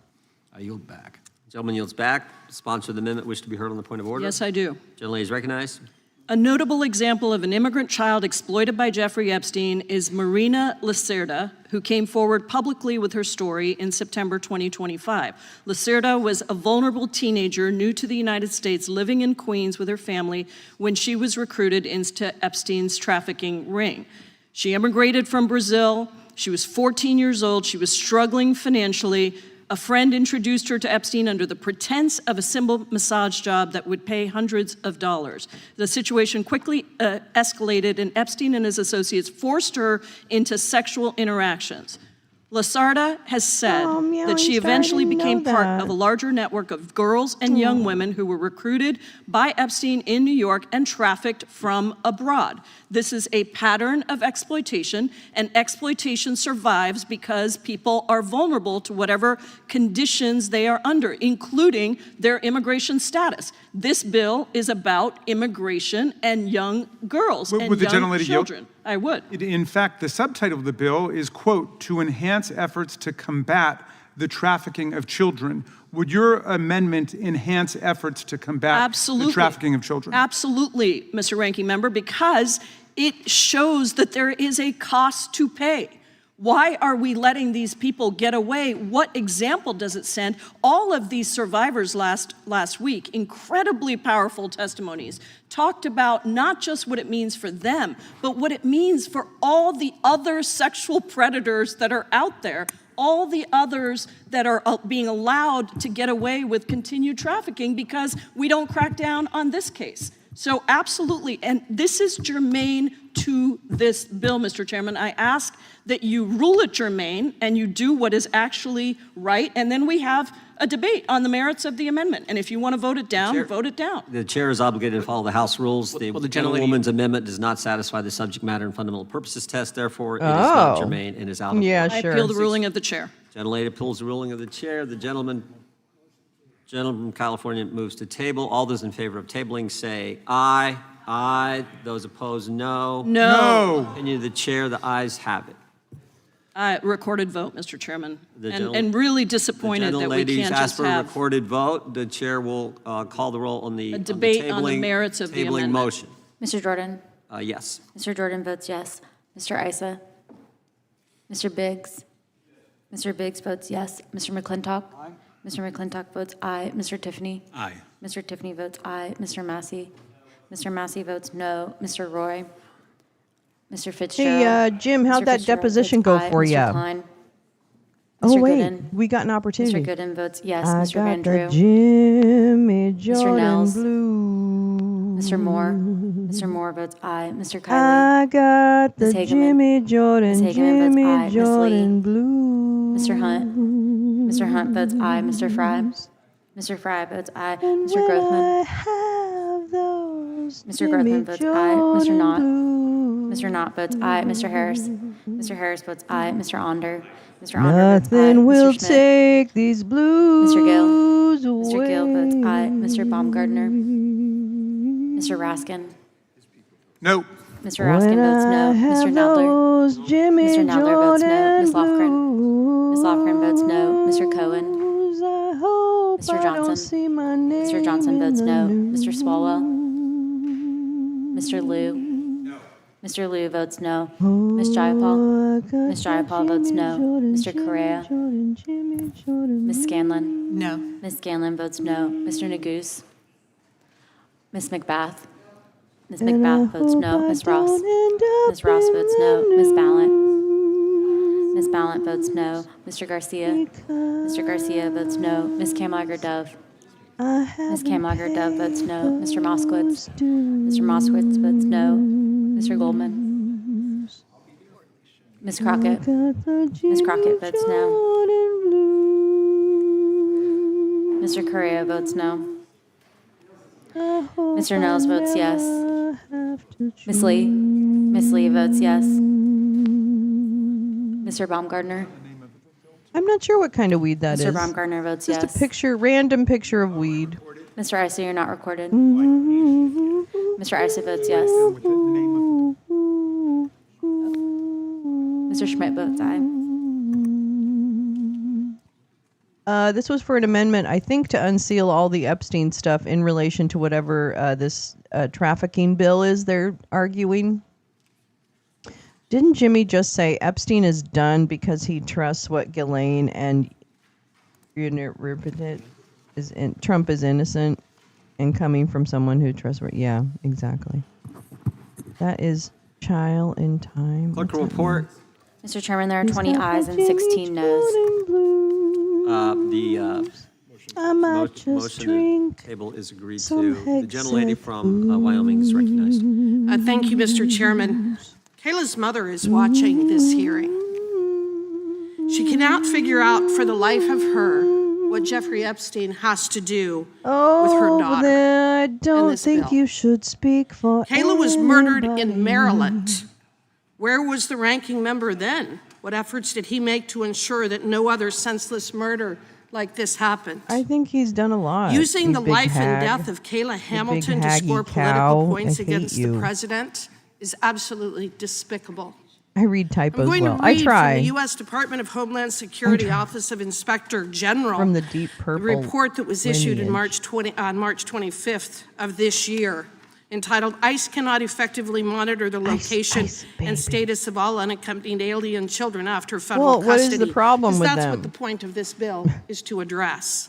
There's not Quote, "After meeting 300,000 with children more than missing. 140 We already went over individuals this. from Oh my DHS and God. other federal agencies, Yes, we determined Jimmy U.S. Jordan should put Immigration on and Marsha Customs Blackburn's Enforcement jacket. cannot effectively monitor the location and status of all unaccompanied alien children once released or transferred from the Department of Homeland Security and the U.S. Department of Health and Human Services custody. From fiscal years 2019 to 2023, ICE transferred more than 448,000 UACs to HHS. Her jewelry is always on Most point. were released to sponsors. However, more than 31,000 of the 448,000 children release addresses were blank, God, what is she so undeliverable, or panicky missing about? apartment numbers. ICE also was not always aware of the location for UACs. I know. How can they keep fled electing him to HHS Congress? I custody. agree with that. We found Like, that ICE does did not nobody effectively understand that oversee story? UACs subject to removal by not issuing notices to appear to all UACs to generate assignment of immigration court dates by the U.S. Department of Justice. Now you made me think As of Deep January Purple. 2025, ICE had not served NTAs on more than 233,000 unaccompanied minors. As of October 2024, ICE reported more than 43,000 UACs served NTAs failed to appear for scheduled court Stop dates. screaming. You have a Finally, ICE was microphone. not always notified of UAC's status and safety unless an allegation Oh, not or that. tip You mean was Deep Purple, the reported. band. These issues I know what occurred you mean. because I'm not ICE that did not always uncool. receive I'm not information about unhip. UAC's sponsor locations from HHS and other federal agencies. I'm not ICE square. also had limited staffing to monitor USC's cases and did not Not have a square, policy man. for all officers to monitor UAC's cases. Without an ability to monitor the location and status of UACs, ICE is unable to facilitate court appearances and has no assurance UACs are safe from trafficking, exploitation, forced labor, or involvement in criminal activities that may pose a risk to local communities. Kayla Hamilton. Kayla Hamilton. What are you yelling Kayla at? Hamilton. Stop The yelling. You reason don't for care what about this bill Kayla is about, Hamilton. Kayla Hamilton was brutally murdered my by God. Walter Javier Martinez, a UAC who was released to a sponsor, an individual who was responsible for housing well, and those are supervising terrible the UAC tragedies, and they by do HHS happen. before Maybe what any we do is background help checks people settle were in and completed. help give them mental health Kayla support and Hamilton other was things. brutally murdered I have an old gray by suit Walter I used to Javier wear in Martinez, Toronto. a UAC who was released Oh, to a stop sponsor it, Jane. Don't listen by to me. HHS Don't listen before to any me. background checks Don't listen to were me. completed. It is I don't know what I'm critically talking about. important that we stay on I'm just task jealous. with the I'm just issue jealous that is I don't before have a gray us suit. today, and that is addressing the brutal murder of Kayla Hamilton and When ensuring the that this kind of a tragedy never purple happens again. This is not about Jeffrey over Epstein. If the folks on the other side of the aisle would like to bring a bill about Jeffrey Epstein, we can address that. Do not sully Kayla Hamilton's name or her memory. Yeah, by her jewelry's turning on this point. into a political I will always give her sideshow. that. I urge, She is incredible, I urge like, my colleagues to vote in favor of this very well-crafted, I don't know if it's all important native bill. of one It is critical. It is nation critical or if it's different that we be nations, able but to she protect does people wear. like Kayla Hamilton. With that, I yield back. Gentlelady yields back, God, all said. calm The down. gentlelady from California is recognized. They love the I'd like to strike salacious the anecdotes. last word, Oh and I'd God, like to Jane, yield yeah, my they want to remaining use time it. to Congressman Moskowitz. Thank you. One plant I have the is a gentlelady huge from California. polyploid mutant. I have Huge breaking thick stuff. news Oh. for the gentlelady from Wyoming. Uh-oh. The idea of Jeffrey Epstein That that we sounds could bring delicious. I just want to let you know that there's a gentleman that sits right That behind sounds you. His delicious, name is Mr. Thomas Massey. Spock. He has brought a discharge petition that you may not have heard about it. He's brought a discharge petition that would release all of the Epstein files. Because I was listening to your speech and I was listening to Van Drew's speech, and it was a lot of words to say, I don't want to release the files, right? Like that was a lot of words to say, I don't want to Would release you yield? it. Very briefly, would you yield when very I'm- when I'm- briefly? when I'm My done. words were about Kayla Hamilton. Yeah, no, when I'm done, I'll My yield. words were When I'm about done, Kayla I'll yield Hamilton. to you. When I'm done.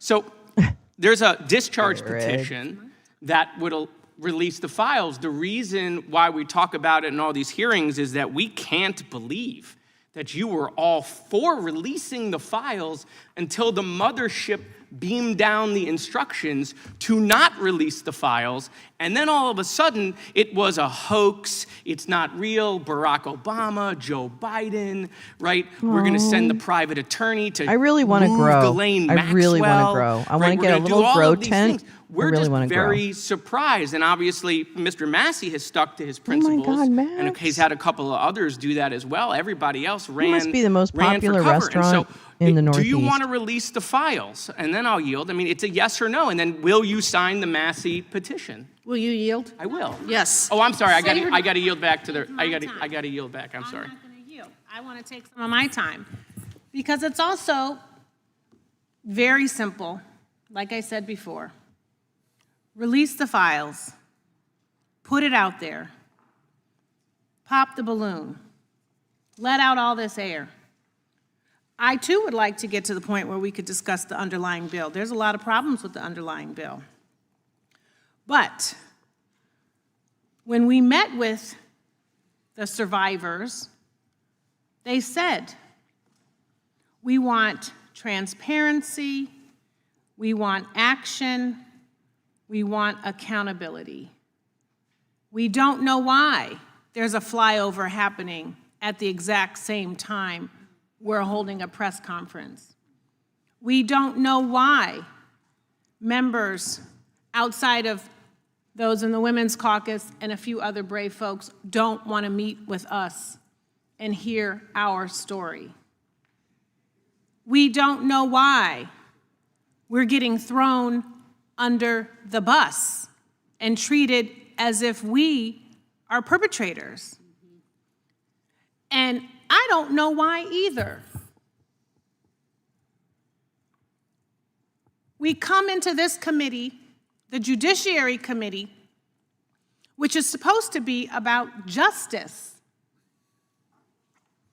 And then we get subjective amnesia, and it's like, well, only justice for certain people. I don't know. For people who look like or look a certain way, speak a certain way, have a certain amount of money in their bank account. I thought we have one set of laws that everyone's supposed to follow. The survivors of the Epstein crimes seem to think the same too. And yet we have multiple sets of rules. So if you release the files, we can see whose rules, who's allowed to follow. We heard from survivors who said, Jeffrey Epstein said, I own the banks, I own the government. I can do what I want. We are talking about the Epstein files related to this bill because the man had multiple passports. He was traveling to far and away places like Monaco, Austria, Slovakia, Paris, Mexico, Morocco, involved orchestrating an international ring of trafficking young women, young enough to be someone's child, someone's grandchild. So vote on the amendments to release the files to give the survivors what they want: transparency, action, and accountability. And with that, I yield back my time. Gentlelady yields back. Gentleman from Georgia's recognized. Thank Shut you, Mr. down Chairman. Harriet. We're here debating this bill, H.R. 4371, the Kayla Hamilton Act, which purports to actually protect children. But at the same time, it requires that children over the age of 12 be physically inspected for gang tattoos. Now, inspecting girls 12 years and older, and maybe even racially profiling and figuring that an 8-year-old might be 12-year-old, so you inspect an 8-year-old child at a time when we don't know whether or not the Jeffrey Epstein sex ring saga has been concluded or not is very disturbing to me. I don't want to enshrine in the law a obligation for ICE goons to be inspecting the bodies of 12-year-old girls simply because they crossed the border, not knowing whether or not they are a part of this child sex predator ring. Donald Trump has trafficked in conspiracy theories for many, many years. QAnon, Pizzagate. These are real theories that were propounded by Trump and his supporters. The Jeffrey Epstein child sex predator ring was also a conspiracy theory, and it's the only one that has legs, or it's the only one that has been proven to not be just simply a conspiracy. It is not a hoax. It is a fact of life that this is an international child sex predator ring spanning the globe. It's international in its impact, including in Putin's Russia, including Russia. Putin, was he involved in it? Well, Donald Trump said that when I get elected, I'm going to release the files. It's going to knock the socks off of you. The names on the client list, the names in the files. We'll get it done.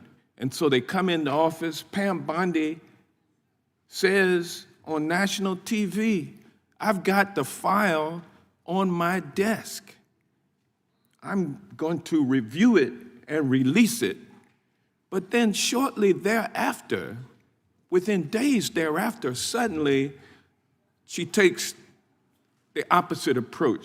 She and Kash Patel come out and say, okay, sorry about that, there's nothing there. Case closed, period. It's a hoax, by the way, also. Now, the public does not believe this. There must be some happy rabbits. The public is not satisfied. Thomas Massey is not satisfied, and I'm not satisfied either. And I don't think many Americans are. We need to release these files. The fact that we're talking about in this very legislation allowing ICE goons to inspect 12-year-olds, to unclothe them and check for, purportedly check for gang tattoos. I mean, is the Jeffrey Epstein saga alive and well? And if so, who's participating in it? We need those files opened. We need those names exposed. The American people have not forgotten. They will not forget. This is important. And I support the amendments that are coming on this bill. The Jeffrey Epstein saga. This is the job. You're right, Carrie. And this the is the heavy Kayla lifting. Hamilton Act are interrelated, and the relief that our children need is interdependent as well. And so I'm going to, and I'm not going to sit by while folks continue to cast aspersions on the motivations of the ranking member for leading this effort. And with that, I will yield back. Gentleman yields back. Mr. Speaker, or Mr. Chairman, I've already given you a title. Yes. Gentleman from Texas recognized. Yeah, but What? my colleague from Wait, Georgia, what? you sat back for 4 years when Joe Biden was president. I'm curious, and I really do mean this, because the ranking member, you read the letter that you were raising. This is their talking point. Why back didn't when you were in your Democrats do anything position. about this? Will someone, and I will yield to you, will someone answer for me? Really, Jim? why I did not Joe, know Let me ask that. the question first. And I'm going to take my time back if you don't answer the question, because I want the question answered. I will happily answer. Why did Joe Biden not release these files, and why did none of you come out and call for the release of these files when Joe Biden was president? Why did you wait until it became a political issue if your motivations are so pure? Mr. Goldman, yes, I'll yield to you. So, first of all, the reason why this has become such a big issue. No, that wasn't the question. The question was, why did you all not push the Biden admin to release the files? Right. Why did not one of you say Joe Biden's Justice Department should release these files, and if he doesn't, damn it, I'm going to get a discharge petition? So why didn't anyone do that? Because they were busy governing the country. We were not aware, I think it's safe to say, that Donald Trump was in the Epstein files. No, I'm not that talking he's about trying Donald to Trump. cover up. Everyone in this room knew about Epstein. It was a sir. huge national story. I'm asking you, Why did Joe Biden not release the Epstein files? It's irrelevant who may or may not have been in them. Wasn't there a legal thing? Victims? It was an ongoing legal of the fact that proceeding. your Yeah, wasn't political there some opponent legal could or could reasons not not be to? attached to these files? Why I mean, weren't she you guys was- calling out yeah. the Joe Biden administration to release the files? Please, I someone mean, answer. Ghislaine Maxwell trying to was answer. Well, you didn't. convicted. I'll let Ms. Crockett try. You gotta let Jasmine, Jasmine, and I'll call you by your first name because we're friends, and I feel comfortable, and you call me Lance. So, Jasmine, we are not go for friends. it. Oh, we are. Do not Go ruin ahead. don't ruin Go my ahead. street cred. Whoa. No, here's the thing. I will tell you that at the end of the day, for me, as a lawyer, when you have that Maxwell went through her trial in 2021, I believe that's when she was convicted. That is when Joe Biden was in power. After that, she ended up on appeal, which she is currently on appeal now. So as it relates to whether or not that Department of Justice had even concluded their investigation, I can't say that they had, number one. Number two, by releasing the files prior to her going through her appellate process, that may have ended up being an issue that administration was concerned about. That's number one. Number two. She's in appeal now. So Okay, using that line, you're going to pull that back? I'm about to get to it because I You saw y'all. know Excuse what? me. I'm going to reclaim my time. Since you said we weren't friends, I'm going to reclaim my time. The time belongs to the gentleman. I got a real hard time with the Democrats saying that this is a noble cause when y'all weren't calling on Joe Biden's Justice Department to was a release the active- files. You're all a Oh bunch my of hypocrites God. to say This this is a is noble so cause gross. because none Who of the you fuck did is anything that about guy? it. Okay. I yield back to the chairman. I need time now, Mr. Chair. yields back. I need time now. This is since he not a wanted to be joke. selfish. I appreciate. I move to strike the last word. Have you used your time? No, okay. Then I will go to the ranking member. Then we'll come down the dais. Okay, we need to clean up some unfinished business. Let me start with my friend, Mr. Van Drew. I understand that was a bit of an embarrassing situation for you to be in, but I want to look to the larger. Oh, well, you accused us of not saying anything, and I gave you a letter, and we had a press conference to go with the letter. No, not yet. I'll come back to you, okay? But I demonstrated on July 10th, 2019, I sent a letter directly to Jeffrey Epstein, along with Chairman Cummings, may he rest in peace, demanding that, rather we sent it directly to Alex Acosta, demanding that he come in to defend the non-prosecution agreement that he made with Jeffrey Epstein behind closed doors and without consulting a single victim in that case, in total violation of the Crime Victims' Rights Act. And we demanded that he come in to defend that double-crossing agreement where they swept everything under the rug. And we railed about it at the time. Now, you retreated from saying you didn't hear anything from me. I didn't do anything about it, to saying, well, I'm speaking more about it now than then. Perhaps you've done some kind of comparative assessment. I'd love to see your statistical analysis of how many words I spoke back then, because I was railing about it back then versus how much I'm speaking about it now. But here's the point.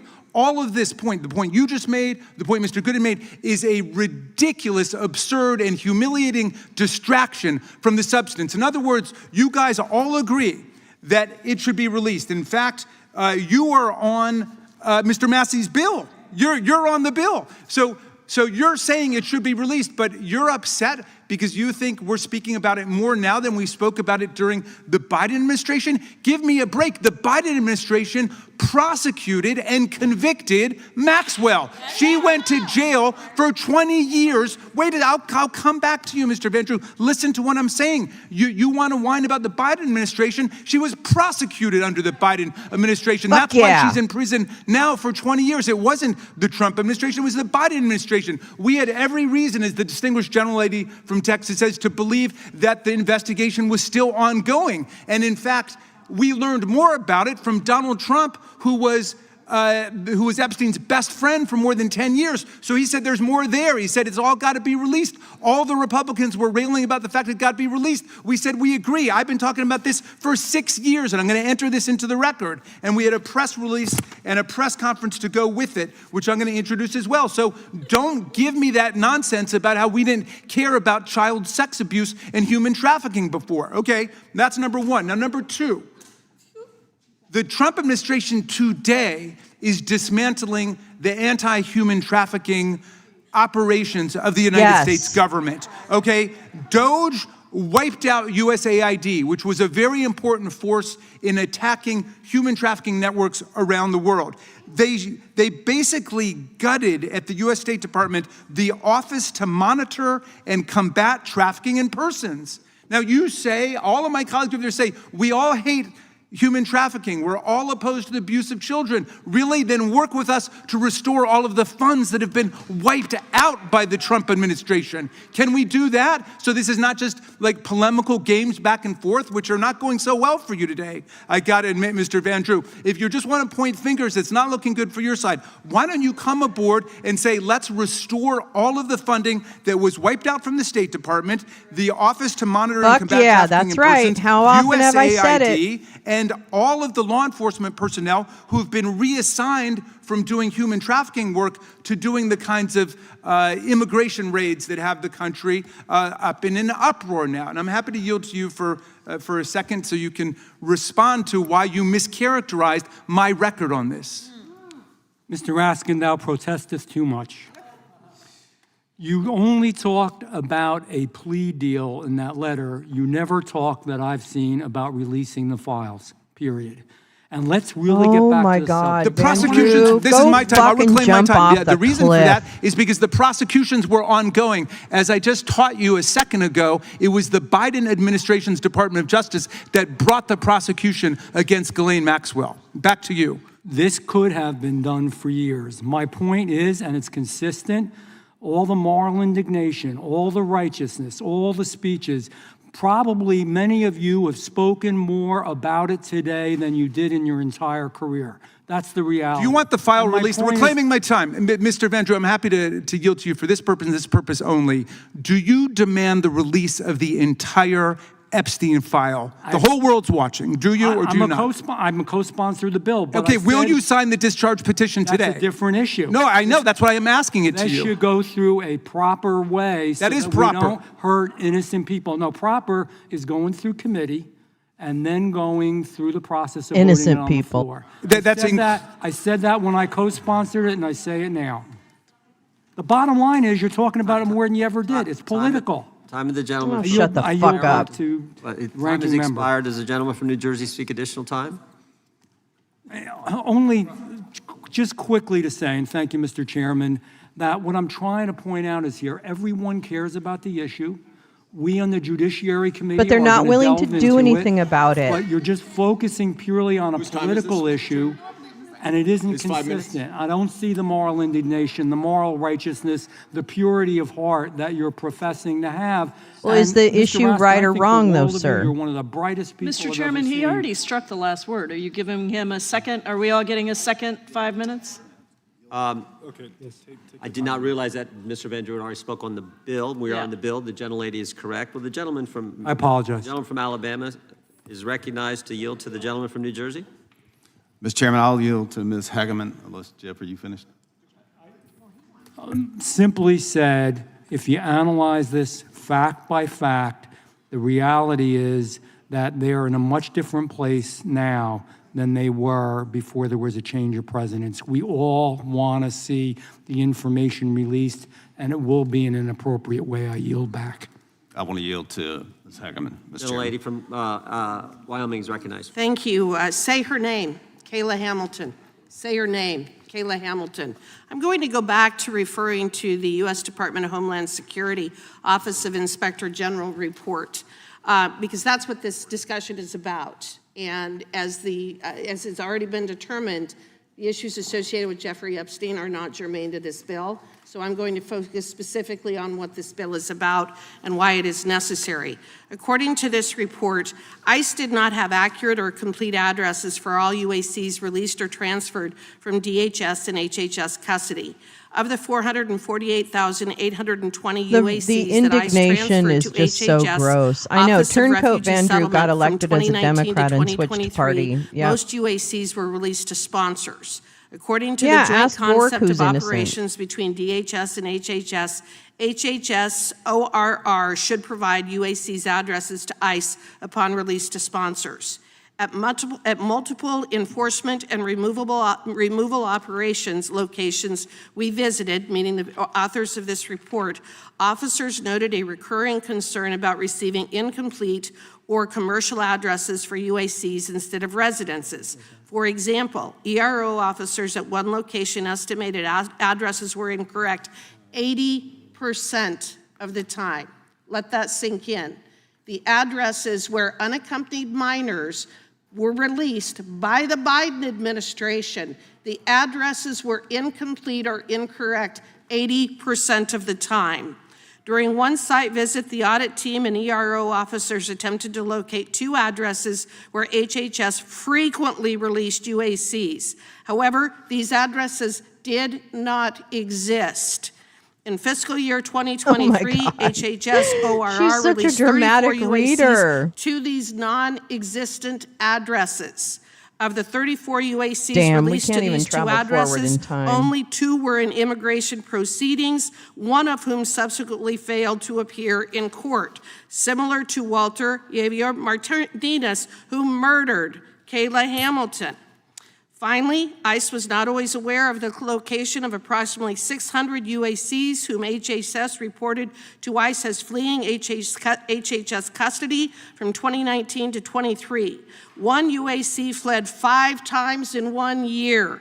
Another UAC runaway who admitted to murdering someone in his home country had an international arrest warrant, and as of August 2024, the UAC had not appeared in court and had not been located. Well, that also seems like something that would have been solved by that border bill that you guys killed last year. Assaulted HHS ORR staff and admitted to being part of a Mexican cartel. Kayla Hamilton was brutally murdered by Walter Javier Martinez, a UAC who was released to a sponsor by HHS before any background checks were completed. It is imperative that we pass this bill. Thank you, Mr. Fry, for bringing it forward. With that, I yield back. Will the gentlelady yield? The time belongs to the gentleman from Alabama. The gentleman from Alabama yield to the gentleman from South Carolina? Yes, go ahead, Mr. Fry. Ms. Hageman, I'm struck by the statistics that you read in the OIG report. In that same report, you've seen that 22% of cases that ORR did not even conduct timely safety and well-being follow-up calls to either the sponsor or to the minor child, as is required by law. Are you aware of that? It's in the report. Oh my God! What's interesting about this too, and this guy I don't is know if you've seen worst this, actor. but there was what's a that phone guy? call that was initiated by ORR Paul Blart Mall Cop. 6 months after Paul Blart Mr. Martinez went missing, and the sponsor stated that the minor was not under her care any further since August of 2022. This was April of 2023, so we're talking 7 months after. And that the minor, quote, left me to be with his brother. He wanted to hang out on the streets. What's that and do what address? he was doing in his home country / getting in trouble on the streets Mr. and hanging Spock. out with gang members, end quote. Isn't that alarming that our own government can't even identify and find where these children are? With that, I yield back. Yield back, Mr. Chairman. I move to What is that address? Before recognizing the gentleman from New York, I just ask unanimous consent to enter into the record press statement from Thursday, July 2nd, 2020. First Trump administration. This is the United States Attorney's Office, Southern District of New York, detailing the indictment of Ghislaine Maxwell in federal court that particular day. Can I have a UC too? UC from the gentleman from Maryland. This is the prior reference letter to Alexander Acosta, July 10th, 2019, and a press release to that effect also, and then a letter to William Barr also demanding information December 20th, 2019. Without objection, gentlelady from Wyoming is recognized for I unanimous ask consent. unanimous consent Wrigley to submit Field? into the record the U.S. Department of Homeland Security Office of Inspector General Oh, final it's the Blues report Brothers. dated March 25th, 2025. That's ICE going cannot way effectively back. monitor Way the back in my location files. and status of all unaccompanied alien children after federal I'm custody. like, I recognize the street without name, objection. but I couldn't Gentleman from figure New out York what is it now was. recognized. Thank you, Mr. Chairman. Let's go through the history of the Epstein files.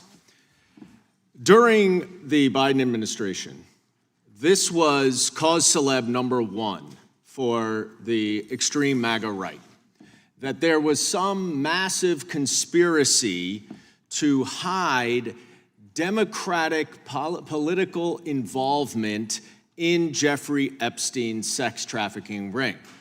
It was promoted and perpetuated by Kash Patel and Dan Bongino over and over and over again. It is probably the #1 conspiracy theory on the online MAGA right. And it was pushed and pushed and pushed that they had to release the files, they should release the files. And Donald Trump was asked on the campaign trail, should the Jeffrey Epstein files be released? And he said yes. Donald Trump comes into office, and Pam Bondi releases a small portion of the Epstein files that had primarily already been public. There's an uproar on the right and by many, many members of Congress about why the Epstein files were not being released. Pam Bondi says, she writes a memo or an email saying that she wants an explanation for why there aren't more files that are released within 24 hours, and that within 2 weeks she intends to release them. Then the FBI spends tens of thousands of hours going through the files to redact them. Redact, obviously, what you would need to redact, which is the identification information and any Why isn't that a bigger story? other, information about the victims. That lasts a couple months. All of a sudden, it goes quiet. It goes quiet. Suddenly, Congresswoman Luna and others who have been pushing so aggressively for the Epstein files to be released decide we're going to stay quiet. And all of a sudden, they're not released.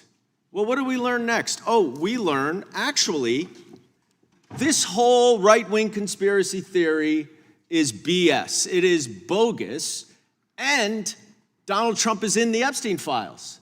So now, all of a sudden, the Republicans who were so aggressively intent on releasing the Epstein files because they were going to be a huge, explosive story about Democrats involved with Jeffrey Epstein are quiet.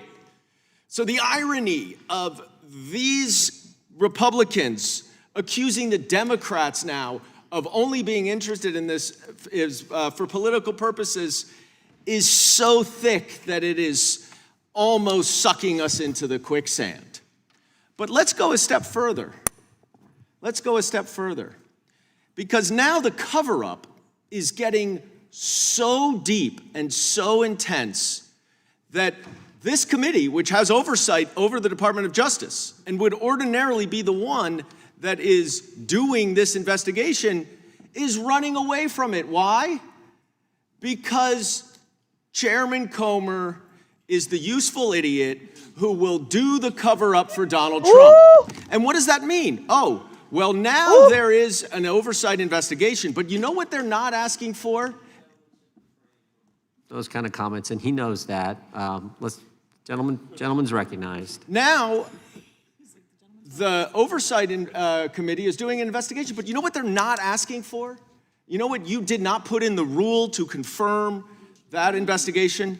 We're not asking for the documents that were used to open the investigation, who provided the information.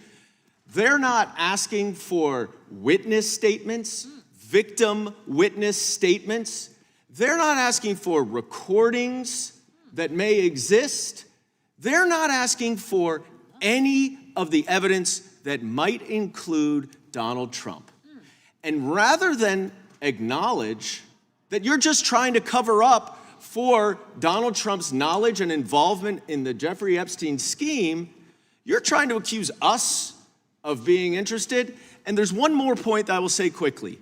This conspiracy theory that you pushed for years is bogus. And when it comes out to the American people that it is bogus, then they will know that all of your other conspiracy theories are also bogus. And your credibility is nil. And I yield back. Gentleman yields back. The gentlelady from Texas is recognized. Thank you so much. I move to strike the last words. Gentlelady is recognized. And so a couple of things. My not friend from Texas specifically cut me off by the time that I wanted to indicate to him a couple of things. One thing y'all have not said thus far as I can tell, is y'all may have amnesia about this mandate. You know, y'all kept talking about how President Trump was reelected and it was a mandate. And y'all aren't talking about the campaign promises. The campaign promise that he made. You see, when we had the Democrats out there, we weren't promising anything about the Epstein files. For all I know, our DOJ was invested in making sure that they could continue to reveal other people that should be held liable. Instead, it was your side that made this a campaign promise. So to now say that we are playing political games when we know that he actually ran on this is a farce. That's number one. Number two, everyone on this committee and everyone in Congress should have an issue with the fact that right now we know that Ghislaine Maxwell has not only been transferred out of her housing in Florida down to somewhere that looks probably a little bit more like Mar-a-Lago in Texas, but now there are conversations about pardoning her. So I think that the American people should have full transparency about what took place when you're talking about someone who went in front of a grand jury and was found to have enough information to go forward and indict her, and then she was convicted, and then she was given 20 years, yet the president is in talks about potentially letting a convicted sex offender out. That's number two. Number three, I don't know if any of y'all took the time to sit down with any of these survivors, but let me be clear. These survivors have made it abundantly clear to us that there was cooperation at all levels of government, and they are talking about fake immigration papers.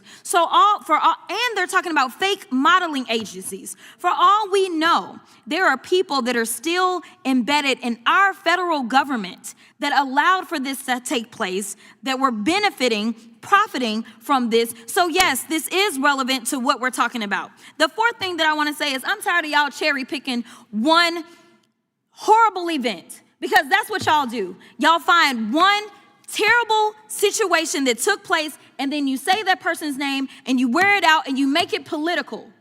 The reality is this. I got a few names for you if you want to start going through names, and you tell me which one of these names you've decided to do any type of legislation behind. We've got Virginia Guffrey. We've got Annie Farmer. We've got Maria Farmer. We've got Courtney Wild, Michelle Licata, Jenna Lisa Jones, Jennifer Araz, Sarah Ransom, Shantae Davies, Carolyn Adriano. And the reality is that it's our understanding that there may be close to 1,000 victims of Epstein, Maxwell, and others. So stop playing these games and acting like you care about one particular situation. You take a situation and then you exploit what has happened to not only that person, but you exploit those families and you make it a game.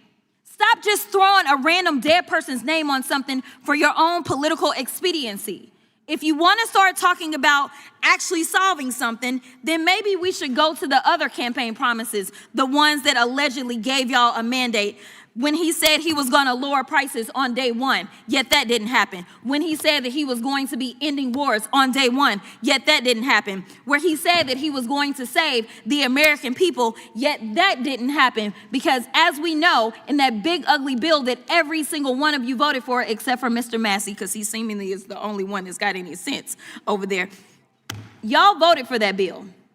And the last time I checked, it's driving us further into debt while kicking people off of their health care, in addition to making sure that billionaires, which I would not be surprised if we start to roll out those names, and a number of those same billionaires, because these weren't $2, they weren't $2 Johns. That's not what I got from the information. So stop telling us that you care. Show us that you care. Show those survivors that you care. Sign the daggone discharge petition, sit down and hear their stories, and then tell them to their faces that because your leader does not want to talk about this, that is who you have pledged your loyalty to and your fealty to, and you're not going to protect them, and you're not going to protect others that are suffering right now and others that will suffer in the future, and I will yield. Gentleman yields back. Gentleman from California is recognized. Thank you, Mr. Chairman. It certainly appears that the only time the Democrats are concerned about human trafficking is when they think they can cast Oh, salacious excuse and me. utterly Let's go to your voting record on unsubstantiated Trafficking in innuendos Persons against the Office, president. okay? Give me a... We remember yeah. 4 years of unsubstantiated innuendos about Russian collusion, all that turned out to be a lie. No, And this it didn't, discussion honey. is starting That's to run. okay, though, McClintock. But here's what the Democrats seem not to give a fig about. That during the 4 years of their open border policies, they admitted an estimated 530,000 You guys voted down the border bill, unaccompanied sir. alien You minors voted down the into this bipartisan country. border bill. Now, that's about You the voted entire down the bipartisan population of the state border of bill, so you Wyoming. did it. You did this. Some you were built it. gang You members built it. You claiming built to it. be minors, such as Kayla Hamilton's killer. Others were innocent children placed with poorly vetted sponsors and then abandoned and lost and forgotten. Now, Ms. Hageman has read the shocking revelations in the Inspector General's report. Are the Democrats horrified by this abandonment and endangerment of these children? Of course not. They spent 4 years defending, excusing, and ignoring these practices. I don't July think that's 2021, true. concerned I don't think employees anybody at said that HHS shit. drafted a memo warning that, quote, trafficking was increasing. I know, exactly. And complaining that the agency had become, quote, one that rewards individuals for making quick releases and not one that rewards individuals for preventing unsafe releases. According to press reports, Becerra told then ORR Director Cindy Huang that, quote, if she could not increase the number of discharges, he would find somebody who could. Huang resigned a month later. Now, instead of protecting these children until they could be returned safely home or until their rightful families could be located, the Democrats' HHS deliberately circumvented protocols that were designed to protect these children, and they abandoned them to poorly vetted sponsors in the United States. The House Judiciary Committee estimated last year that roughly 150,000 of these children have now disappeared. They've simply vanished into a dark underworld of sex and drug trafficking, forced labor, gang activity, and crime. Of course, many are not helpless children, but rather teenagers or adults posing as teenagers who themselves present a mortal danger to the public. Mr. Fry's already told the story of the tragic and entirely preventable murder of Kayla Hamilton. Maryland authorities admitted that he had gang tattoos, but the ranking member told us earlier today that we shouldn't even look for them. While the prime suspect in her murder, I'm sure no one Martinez said was that. placed in a foster home with other children and It's that you enrolled in shouldn't a local have high school. full-grown He's since adults admitted who to 4 aren't. murders, 2 Oh, never rapes, mind. and additional other crimes. Now, that could never I have hate happened. these guys so if much. Mr. Fry's bill had been law. What we do know is that in 2021, the Biden administration removed the requirement that ORR provide biographic and biometric data for all adult members of a sponsor's household to check for criminal histories. Once again, Mr. Fry's bill would forbid any administration from ever doing that again. Records produced by a whistleblower show that in 2021, HHS disregarded repeated warnings by a case manager about the MS-13 affiliation of one sponsor who was attempting to take custody of 2 unaccompanied alien children. Once again, Mr. Fry's bill would assure that that can never happen again. Now, instead of admitting the damage that these policies have done to hundreds of thousands of children that the Biden administration trafficked into this country and then abandoned, the Democrats seem to be doubling down.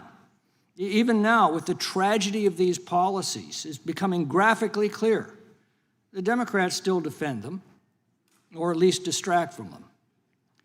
Well, next year, Americans will need to consider if they really want to return them to power and reopen America's That's what borders this to guy child is scared trafficking, the about. most I dangerous and violent criminal understand. gangs I know. and I cartels grumble to on the myself planet. too. Why do you think I'll I leave that started to this them, show? and I'll yield Just so I could grumble online with other people. Gentleman yields back.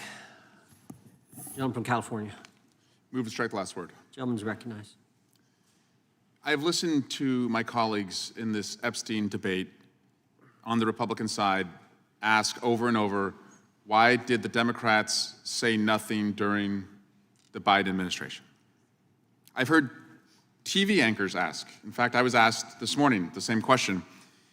Now, put aside the fact that in 2019, I called on Andrew Acosta to resign because of his connection to the Epstein files, and I wanted to learn more about Alex, why Epstein was not prosecuted. Put aside what Mr. Raskin and Mr. Cummings did. Let's just take you at your word that Democrats said nothing. Is that a reason for you to do nothing? I don't understand the logic here that because you think the Democrats did nothing on the Epstein That's what I files thought. in the Biden administration, that to own the libs, you now have license to leave sexual assault victims unprotected. It's just crazy that you hate the Democrats so much that you would let the most notorious child sex trafficker and the people connected to him not be held accountable because you want to own the libs. Let's just take you at your word. Okay, the Democrats did nothing. So you're going to do nothing is what you were telling me. The Democrats, of course, did not do nothing. But let me boil it down to a lesson that I have right in front of me every morning when a 6-year-old wakes me up around 5:45 and wants to watch the same movie over and over and over. That's Frozen. And there's a lesson in this film where Elsa is told by one of the trolls in the movie that if you can't see the future, all you can do is the next right thing. And having seen this, again, 100 times in the last couple years, my takeaway is if you don't know what's going to happen next and you can't change the past, all you can do is the next right thing. So even if you are right that the Democrats did nothing in the past, wouldn't the next right thing be to sign the discharge petition? Or are you so obsessed with just scoring political points that you would punish sexual assault victims? Is that who you are? I don't think that's who you are. When I listen to some of the legislation you propose on your side, I do believe sincerely you care about victims. And if that's who you are, I'm not sure, Neil. and you care about victims, sign the damn discharge petition. Okay, you can own us. I don't care. You can own us 1,000 times. If it gets us to 218 signatures, I will let you have whatever victory you think you're accomplishing. But it seems to me that you're more interested in telling me not to believe my own eyes, which is what the president is doing. The president is telling us not to believe our own eyes. And it's not just on the Epstein files and the birthday card. And by the way, guys, we can bring in a handwriting expert, but I have 2 eyes. And I know what that man's obnoxious signature looks like. And so do you. But Donald Trump has told us that he would end all wars on day one, that prices would plummet and jobs would soar. And where are we?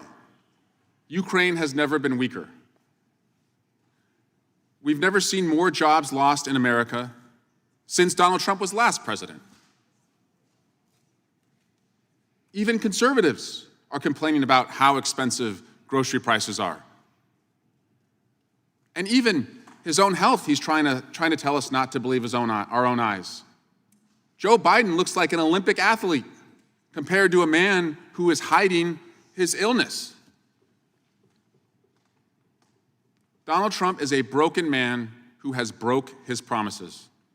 And if we don't start checking him, we are going to be a broken country.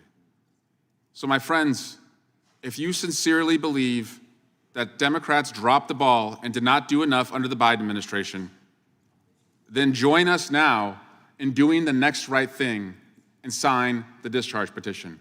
Otherwise, you're telling sexual assault victims this is just about scoring political points, and they come last. I yield back. Will the gentleman yield? Yes, I yield to the ranking member. Well, just to add to your very eloquent statement there, it seems like these days every accusation is a confession. So the accusation is the Democrats have somehow changed their position. We've been opposed to child sex trafficking all along. We spoke out against it. I've introduced evidence to that effect. It's our friends across the aisle who've changed their position. They wanted to see the release of the Epstein files. Now that Donald Trump changed his mind, they've changed their minds. Thank you for yielding. I would just claim 5 minutes. I would just point you want to to talk about the it? subpoena that You want to talk about it? Chairman Comer sent on August 5th of this year.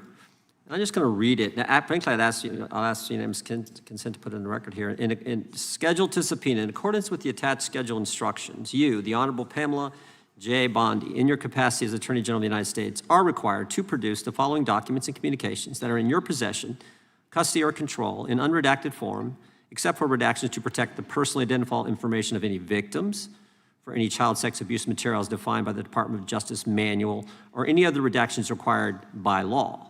And then there are seven sections here. Number 1, all documents and communications relating or referring to Mr. Jeffrey Epstein, Ms. Ghislaine Maxwell, and further relating to or referring to trafficking, exploitation of minors, sexual abuse, or related activity. Number 2, all documents and communications contained within the case file regarding United States versus Jeffrey Epstein.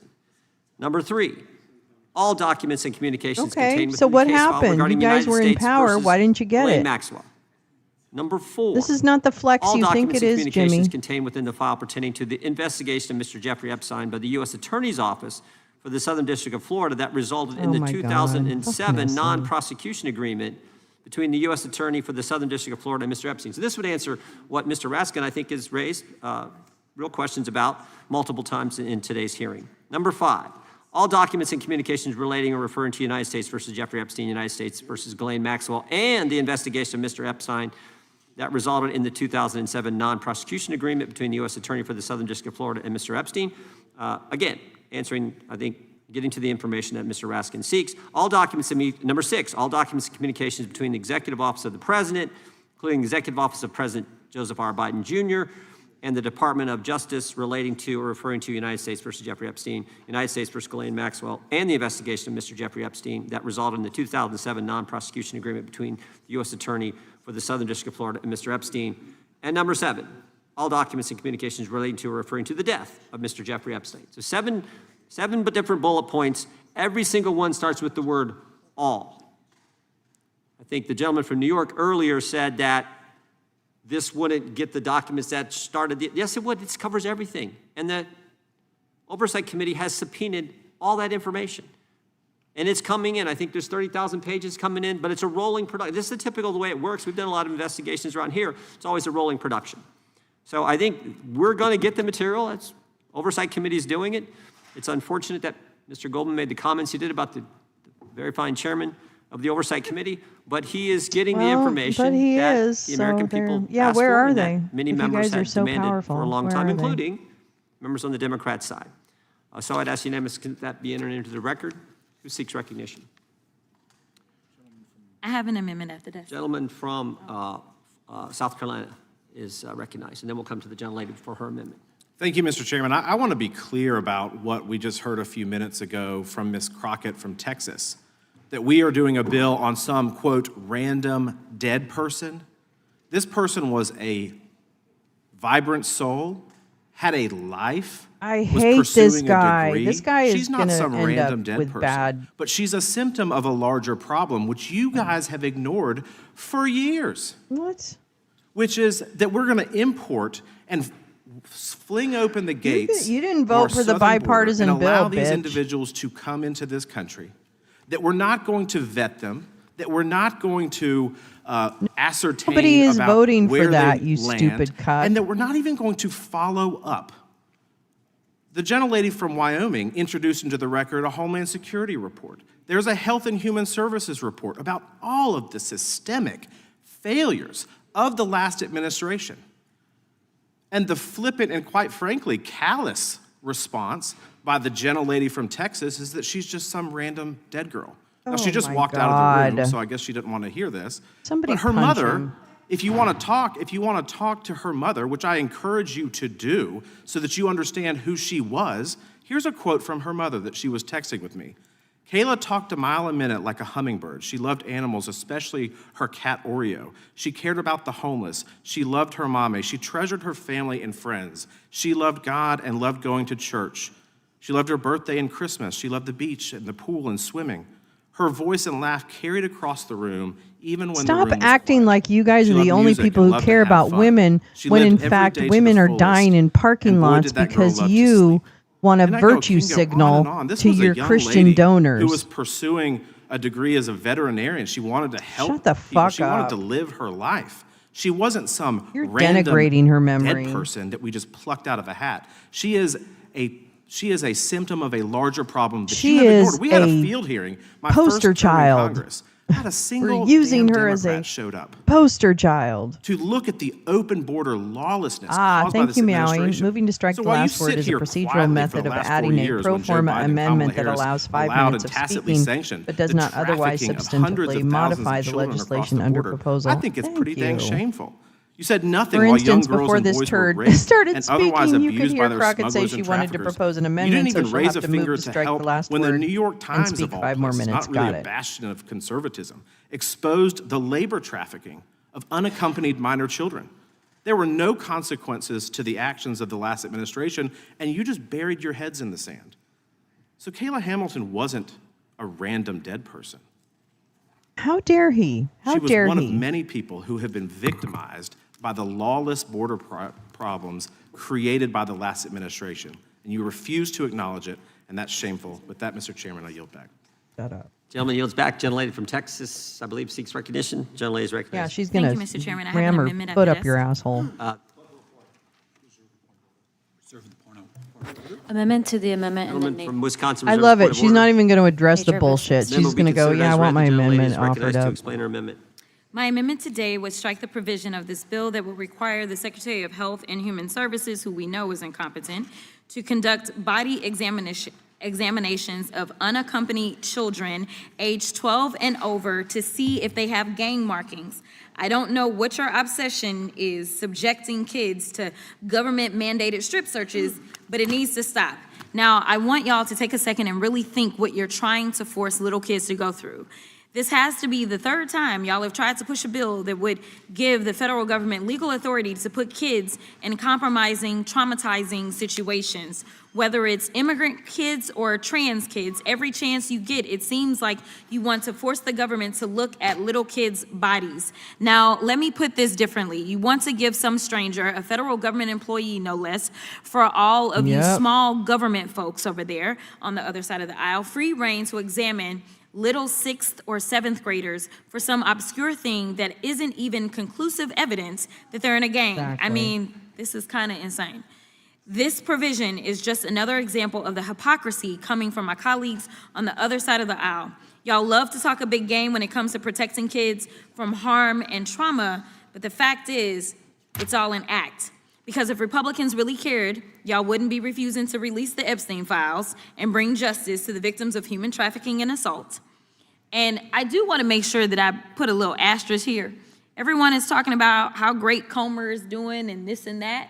To be clear, it was an oversight subcommittee, and it was the Democrat who is the ranking member who actually brought the motion to release the files. It just so happened that there were enough Republicans on that subcommittee, seemingly more than on this full committee, that had the courage enough to actually vote with the Democrats. But let me be clear, this was Democrats leading. This was the tail wagging the dog, so I don't want y'all to forget that part. Don't go around claiming that y'all are the heroes because now there's supposedly files that are coming out. It was the Democrats that led that, just to be clear. Now, you sure as hell wouldn't be forcing kids who are in middle school into situations where the federal government is placing them in a room with a random adult, strip searching them to try to find some obscure amorphous thing. Now, I know some of my Republican colleagues here have kids, and I'm willing to bet that if your kid was going to, say, England, and you found out some random government employee over there was going to strip search your kid to look for some tattoos or markings, you would lose your damn mind. You do everything you could to prevent this from happening and save them from that trauma. And that's all I'm asking you to do today, is to protect these kids. Spare these kids from the unnecessary trauma. Be the adults in the room today, because enough is enough. Nothing in my amendment prevents DHS or even HHS from requesting a kid's criminal record or prevents HHS from evaluating whether kids are a danger to themselves or others. What this amendment does do, however, is prevent kids from having to go through unnecessary strip searches and be traumatized for the rest of their lives. If you're really on the side of history, if you really want to be on the right side of history, then that means that you'll do all that you can to protect kids, and I urge you to support my amendment. The final thing that I will say is I stand by everything that I said before. Y'all love to cherry pick because you claim that the immigrants are the reason for crime, but you have nothing to say about white supremacists in this country. I don't remember, as we are headed to yet a record number of school shootings in this country as it relates to children, I don't remember y'all bringing bills in the names of any of these itty-bitty children. In fact, the most recent shooting, as y'all love to send thoughts and prayers, these babies were legitimately praying when they were killed. So I don't remember y'all trying to do gun reform for all of that. I don't remember y'all being super outraged when it came to January 6th and those defendants. Well over 1,000 defendants. And we're talking about they beat up on law enforcement. Now y'all love law enforcement. You love some ICE. Now that ICE is going around thugging everywhere. But nevertheless, I don't remember y'all even having the courage to say, yes, put the damn plaque up. That was signed into law. Y'all won't even do that. So don't tell me that y'all are here being the champions for everybody. You are very selective. So yes, it is a game. Because if I want to do legislation, I don't have to put somebody's name on it to do right. I don't have to put one of the children's names so that I can have real gun reform and save lives. And I will yield. Gentleman yields back. The gentleman withdraws his point of order. The gentleman from South Very well Carolina is said. recognized to speak on the amendment. Thank you, Mr. Chairman. In fact, I think you should, if you will stand by it, I think you should probably apologize to the mother and the family of the one that you called a random dead girl. I think that would be appropriate. But let's be clear about something right now. While the member from Texas is busy filming TikTok videos and dancing around the halls of Congress, maybe it would be prudent to know that we already do medical evaluations of UACs when they come in the country. All we're asking in this bill is that you say, hey, that looks like a tattoo. Is that a gang tattoo?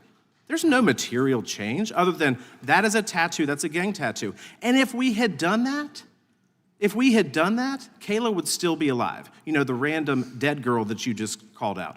Kayla Hamilton is her name. She would still be alive. So time and time again, our Democrat colleagues seem to be more interested in defending illegal aliens, including dangerous criminals, if it just came than up American and grabbed citizens. these guys right The Democrats say we That'd can't be use fine our with common me. sense and place children with gang tattoos in secure placements. I'd get over the shock I call of BS, it. and I think the American people do. If a teenager in HHS custody has an MS-13 tattooed across his or her forehead, why should HHS have to wait to find out more information? They shouldn't. Secure placements aren't medieval prisons, as the Democrats are making them out to be. These are safe facilities designed precisely for the purpose of housing juveniles who may present a danger to themselves or to others. I would also remind my colleagues that the provisions in this bill have no bearing on the basis for a UAC's potential for removal from the country. The bill simply says that while a UAC's immigration proceedings play out in court, if the UAC has obvious markings that are gang affiliated, Oh my God. Yeah, maybe he they does. should be They all housed are. with other children. They Maybe all they are. shouldn't be housed with other children and That's set the free feature. into our American The real communities. headline This is their just obsession with simply child sex. common sense. And as we know, when aliens are in a child secure sexual facility abuse. for the pendency of their immigration proceedings, these proceedings do not drag on for years, but can be concluded quickly. And their ability within to a matter of hide a weeks. predator in plain sight. I urge my colleagues Yeah, to people vote can be against tattooed this against their will. Yield back. Gentleman yields back. Absolutely. Gentleman Especially from Florida is trafficking victims. That's actually Mr. Chairman, not uncommon. thank you. And because his name was invoked, and I want to lock arms with you on this, Mr. Chairman, you know, because our together, Dr. dear, Strauss. close personal friend, our resident Nancy Drew, and drama queen connoisseur James Comer, I'm not going to stand here while people drag his good name through the mud, okay? Not going to let it happen, okay?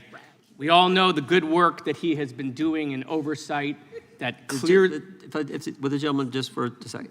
I was referring to the derogatory word that your colleague, our are you colleague mad? from New York used for Mr. Comer, that you know that's not appropriate. Everyone on the committee knows that's not appropriate, and we shouldn't have that kind of language. And I'm here, Gentleman, may proceed. and I am here to defend him as by far the best investigator of all time in the Capitol, which is exactly why all of his investigations, which have used, Chinese informants that were prosecuted and Russian disinformation, people from prison. I mean, the main thing he was tasked with last year, right, which was the Biden impeachment, that we had a vote. Oh, no, we never had a vote on that because, of course, he didn't find any evidence. So this morning, our close personal friend, Mr. Comer, said that he was not going to look into the letter or the doodle, the president's doodle. He's a decent doodler, by the way. So he wasn't going to look into whether the signature was a forgery, and I'm concerned about that because this is the president of the United States. If there are forgeries or forgers out there, I think we should investigate it. And in fact, this document is 22 years old. So you're telling me someone 22 years ago went back to the future and forged his signature when he was a Democrat. And somehow this person was Nostradamus, knew he would become a Republican, become president 22 years later. So listen, I submit to you that we can solve this problem for the American people. You don't have to take my word for it. You don't have to take our dear personal friend, Mr. Comer's word for it. Well, they are shitting on let's Comer. bring in I a love signature it. expert. Yankee You guys Doodle. pick the witnesses. Bring in your signature experts, swear them under oath, and let's have the signature examined. Is it his or it is not his? We don't have to play games or the president says it's not his, we say it's him. No, let's bring in a signature expert, a referee, because we can't agree on anything, even when it's right in our face, of whether that is indeed the president's signature, or if it's a forgery, we should immediately open up an investigation into this forgery. I think that's... Will the gentleman yield for I question? will have absolutely yield to my esteemed ranking member, Mr. Raskin. Well, thank you, Mr. Moskowitz, for this point. I know that the President of the United States brought a $10 billion lawsuit against the Wall Street Journal for reporting about the existence of this. He denied that it existed in any way. What is the state of that litigation? I think, wouldn't we want that resolved before we move to a handwriting expert? Oh, sure. I mean, I assume there will be, obviously, depositions that get taken. I assume there will be production of documents. I assume as that case goes forward, they too will bring in their own expert to say it is not him. I just think, because we're in the middle of this investigation in oversight, even though, of course, this committee has jurisdiction over the DOJ and the FBI, but we all know that our chairman obviously only wants to handle, the real stuff. We give everything else to Comer. And so, I just think that rather than this drag out for weeks or months, is it his? Is it not his? Does he like to draw? Doesn't he like to draw? Right? Like, let's just get an expert in here to tell us if, and I'll tell you right now, if you bring in an expert, you pick the expert, you swear him up. If that expert tells us it's not his signature, I will accept the results. I will absolutely accept the results that it's not his signature and it is absolutely a forgery. But I'm willing to bet that we won't do that. I'm willing to bet we won't do that. But prove me wrong. I yield back. Mr. Chairman. Gentleman yields back. The gentleman from New York is recognized. Mr. Chairman, I've been listening with great interest to this debate, and I just have a couple of comments on some of the things that have been said before. I don't remember in detail who said them, but let me refer first of all to someone who talked about the Russia hoax. The Russia hoax was not a hoax; it was true, and the report of the Mueller report showed that it was true.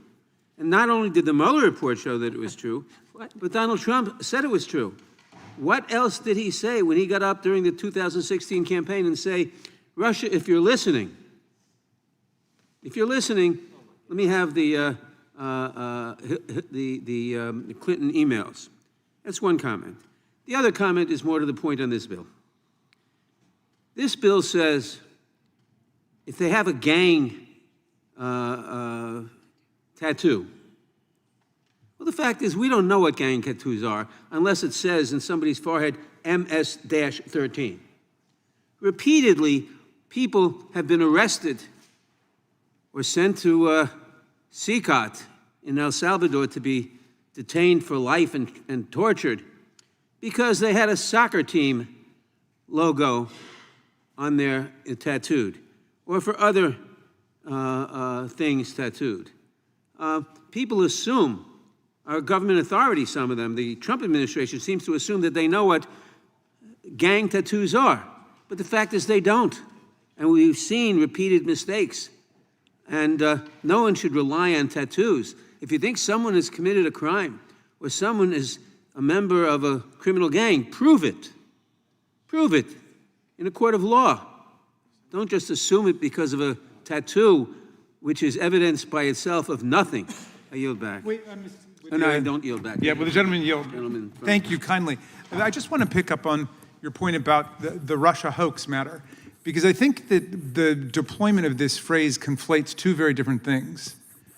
One is whether Vladimir Putin commanded his internet research agency to engage in a systematic effort to surveil and destabilize in the United States of America and a bunch of other countries too. That is absolutely proven. It was proven in a bipartisan Senate committee report, the Senate Intelligence Committee report. It was proven by 17 or 18 of our own intelligence agencies, although Donald Trump refused to accept it.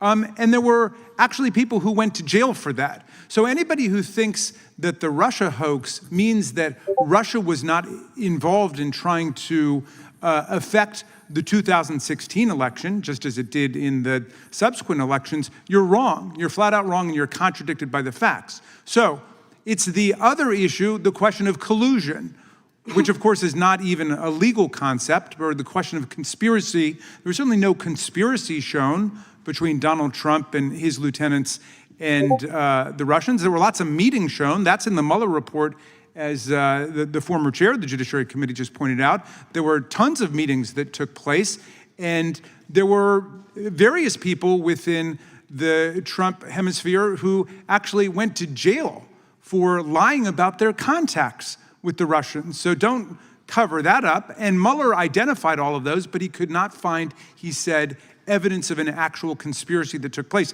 That's very different from saying everything is a Russia hoax. And that language is really Russian propaganda that you're falling into if you use that. Vladimir Putin is an enemy of freedom and democracy, as the people of Ukraine know, as the people of the United States know. And nobody should be out there saying, poor Vladimir Putin, the victim of the Russia hoax. And now we're getting the same language from Donald Trump saying that the Epstein file, which he was demanding the release of, is a Democrat hoax. Well, if it's a Democrat hoax, he invented it. He made it up, but it's not a hoax. That's why Ghislaine Maxwell is in prison for 20 years. She was convicted of felony child sex offenses, running a child sex ring. And the idea that the President of the United States is running around now calling it a Democratic hoax is appalling. And I think it should make anybody who's using that language of a Russia hoax think twice about that, because you can see exactly what he's doing there. He's trying to sweep under the rug this massive international child sex ring simply because his name has appeared in the files that were scrutinized by FBI agents. And we know they were busy redacting and so on. But that language is just propaganda. That's pure polemics and has nothing to do with the search for the truth. I thank the gentleman for my time. It's very clear then. The Russia hoax and what was what? He said the Democrat hoax? No, I said the so-called Russia hoax was not a hoax. There was proven collusion, and there is proven The time is expiring. collusion here with the Epstein files. And I yield back. The Mueller report said just the opposite. The Mueller report said no collusion, no coordination, no conspiracy whatsoever. No one's saying Putin's some victim or good guy. Quite the opposite, frankly.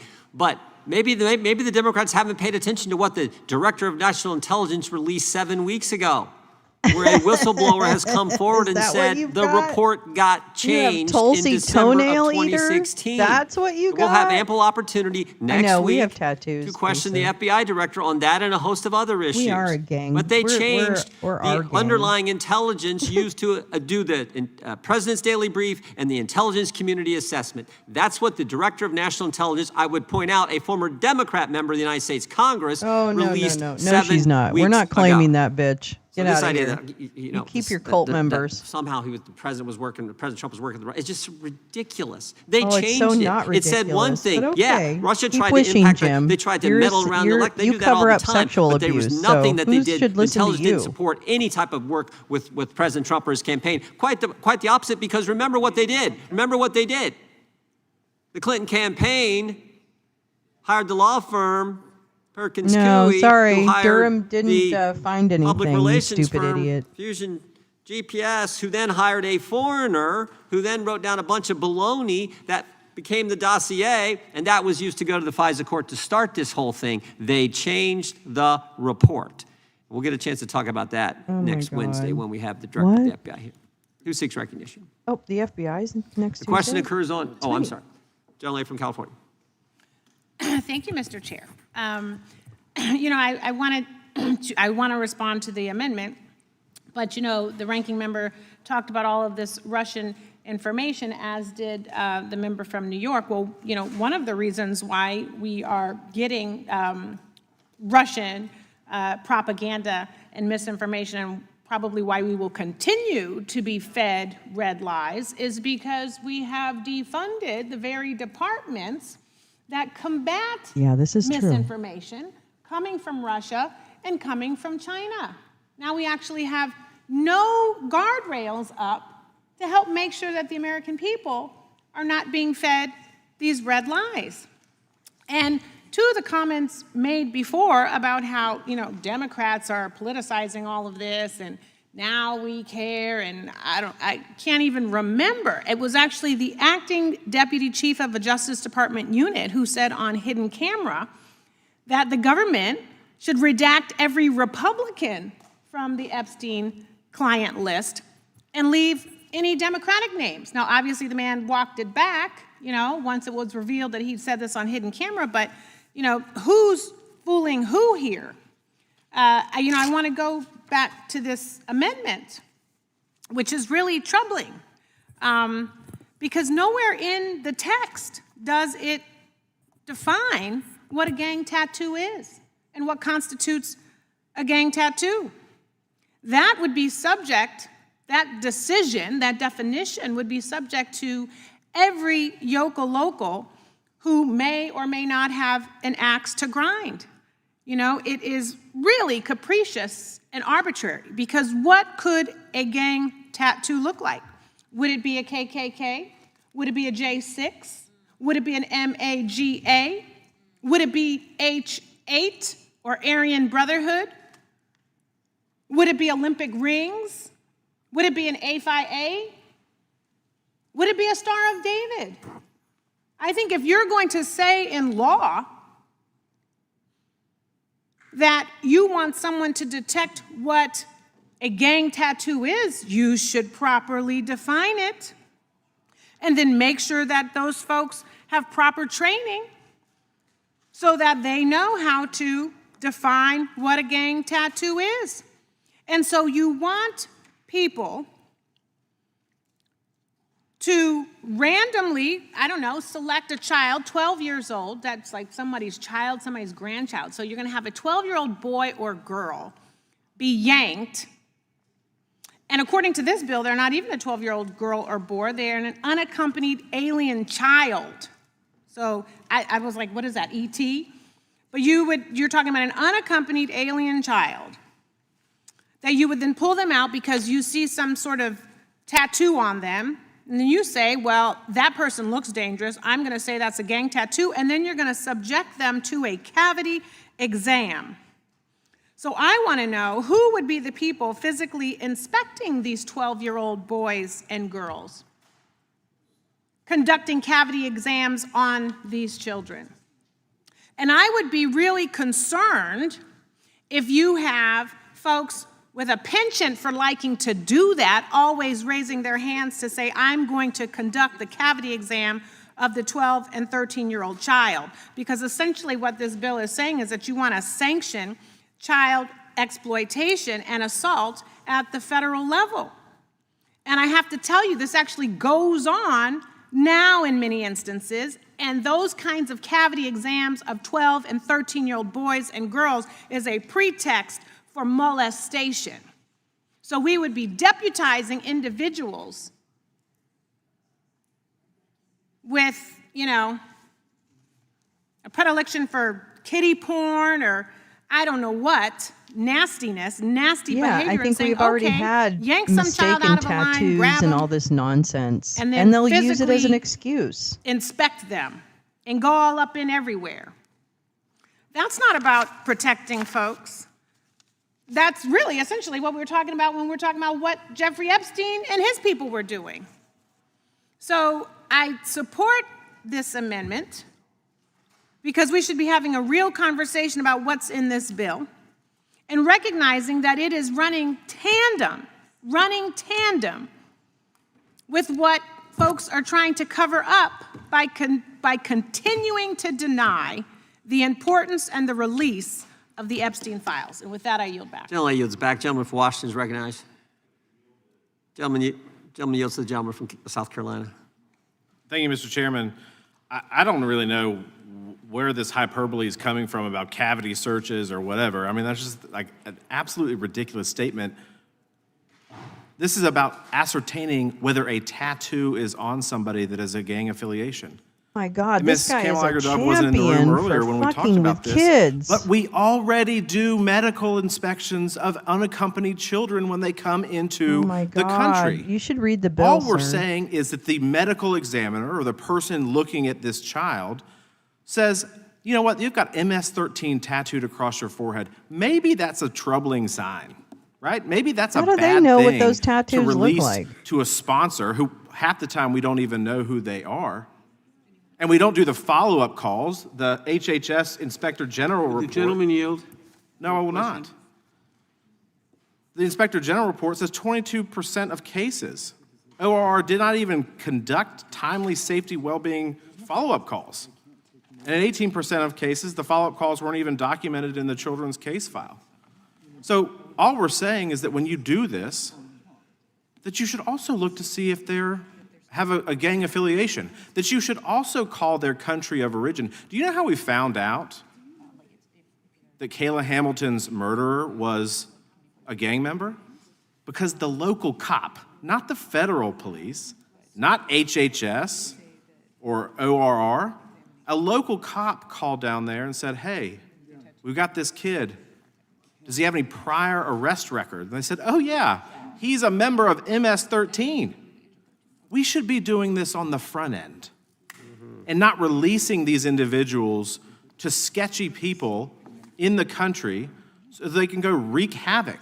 I mean, it's alarming to me if you look at this note that 8 months after he left his sponsor, 8 months after he left his sponsor, then the federal government gets involved and says like, oh yeah, well, the sponsor says that he hasn't been there for 8 months. Would the gentleman yield now? No, I will not. I will not yield. That's alarming. So when these children get processed through, as they do under existing law, all we're saying is that, hey, if they've got tattoos and they're gang-affiliated tattoos, maybe don't put them in American streets pending the outcome of their court hearing. Maybe we should put them in a secure facility until we can really ascertain who this individual is and why they're here in the country. Because if we did that, if we would do things like that and have a little bit of damn common sense in this country, maybe we wouldn't have more Kayla Hamiltons in the world who lost their lives. Maybe that's Maybe we would not be a little common bit sense. smarter about who we're bringing into the country. You just want to put people With that, away Mr. in Chairman, places. The gentleman yield now. The gentleman from Washington controls the time. Mr. Baumgartner. Mr. Baumgartner, gentleman from Washington. The rude son of a bitch. You control the time. Gentleman yields back. All right, yeah. The question occurs, oh, I'm sorry, you got the gentlelady from Georgia, I'm sorry.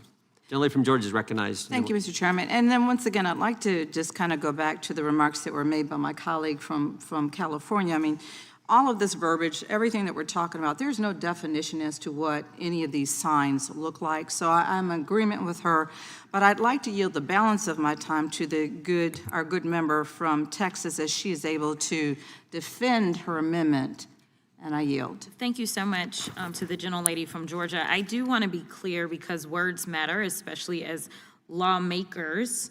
And in reading this, to be clear on page 4, and if we look at line 4, the actual language of the bill says that HHS will conduct an examination of the unaccompanied alien child. It does not say that there will be a denotation because there are already examinations that have taken place. It says that they will conduct an examination. So if the It seems like intent it would be is fun just to to campaign against document him, Paul what Jay. is I'm sure seen that's in not a true, but medical examination, he seems then like I he'd be think that fun we to should troll. consider amending this so that we Like are he's doing really what you sensitive. intend to do under the legislative intent instead of having sloppy language that does allow for us to sit here and disagree about what we're reading. And as a trained attorney, I am telling you that the word says conduct. It does not say to denote what is already going on. So I do want to be clear that that language may cause a problem as it relates to HHS because it looks like they have an additional thing that they are to do, and then there are no limitations that are What, placed Teresa, on did he this drop his examination, nor breakfast are there any burrito on his tie parameters for today? what it is that they are looking for. And again, I have concerns about the competency of HHS under its current leadership, as well as we should be talking about the fact that if you are really trying to do right, and this isn't about cherry picking, I do want to point out that we do have some work that we could do as it relates to immigration. Let's look at the fact that right now, under the current leadership, it seems like there's a current theme of failure under this particular administration, but we are on track right now to have more deaths in custody as it relates to immigrants. Now, what does that mean? That means that there is a failure somewhere, yet I've yet to see one bill that lists one of those persons' names who has died in custody, and to be clear, it's not one, it's 15 so far. We have already exceeded the number of fatalities in custody as it relates to ICE from the entirety of 2024 when we had Joe Biden in office. In addition to that, if we are talking about we really want to make sure that we are protecting people, and that's what this bill is about. It's because the immigrants are coming in and they are the ones, they are causing all the crime, and they are the reason for everything that is going wrong in the United States. I can point you to the over 1,500 defendants that were charged as it relates to January 6th. Now, if it wasn't good enough that they went through and they ended up with convictions and then your leader came in on day one and decided that he wanted to pardon them, I would like to enter for the record a unanimous consent. Unanimous consent? Okay. No, you state what it is, then At least 10 pardoned insurrectionists face other criminal charges. This is from Citizens for Ethics. Without objection. All right. Now, if we wanted to talk about some of those crimes that they have committed, we've got child porn, we've got a murder plot, we've got reckless homicide. I don't remember any of you coming out and saying, Mr. President, this maybe was not a good idea to release these people. I don't recall any of you proposing a bill. Will the gentleman, lady, yield? Yes, I will. I mean, on the logic that the majority presents today, the President of the United States would be responsible for all those crimes because had they not been freed, those crimes would not have happened, right? That is absolutely correct. Thank you. It's absolutely correct. So I would like to yield to anybody from the majority. If you have anything to say about the fact that it is documented that these people, after being convicted, it was your leader that decided to release them, and we have documentation of them not going out and committing small crimes. We're talking about big crimes. Y'all ain't got nothing to say about that though, huh? No. Because you want to continue to have a government that goes out and preys on vulnerable people that have decided they wanted to come to what we said was the land of opportunity and to seek a better life. Instead, you are okay with and you are pushing a rhetoric that says that it's all right to go out and because someone is of a darker complexion, because someone does not speak the time of the gentlelady without an accent. Time of the gentlelady has expired. Gentlelady yields back to the gentlelady from Georgia, who yields back. The question occurs on the amendment offered by The gentlelady from Texas. The gentlelady from Texas. All those in favor say aye. Aye. Those opposed, no. No. In the opinion of the chair, the noes have it, and the amendment. I'd ask is not for a agreed to. recorded vote. Recorded vote being requested. The clerk will call the roll. Mr. Jordan? No. Mr. Jordan votes no. Mr. Isa? Mr. Biggs? Mr. McClintock? Mr. McClintock votes no. Mr. Tiffany? Mr. Tiffany votes no. Mr. Massey? Mr. Roy? Mr. Fitzgerald? What? Where's Mr. Massey? Mr. Klein? Where's Mr. Massey? I Mr. thought Gooden? he cared about this stuff. What happened? Mr. Van Drew? Mr. Nels? What happened? Mr. Moore? A decent router? Mr. Kiley? Oh, I don't really know. Ms. Hageman? Ms. Hageman votes no. Probably- Ms. Lee? I don't know. Ms. Lee votes no. 150 bucks? Mr. Hunt?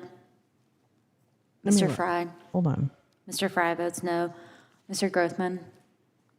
Mr. Knott? Mr. Harris? Mr. Harris votes no. Mr. Onder? Mr. Onder votes no. Mr. Schmidt?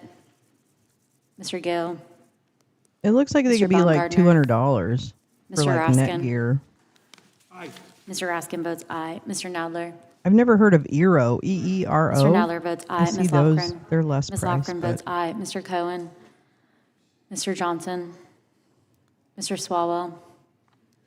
Mr. Liu? Ms. Jayapal?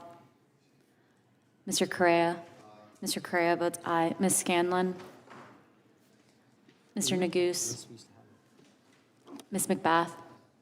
Ms. McBath votes aye. Ms. Ross? Ms. Ross votes aye. Ms. Ballant? Ms. Ballant votes aye. Mr. Garcia?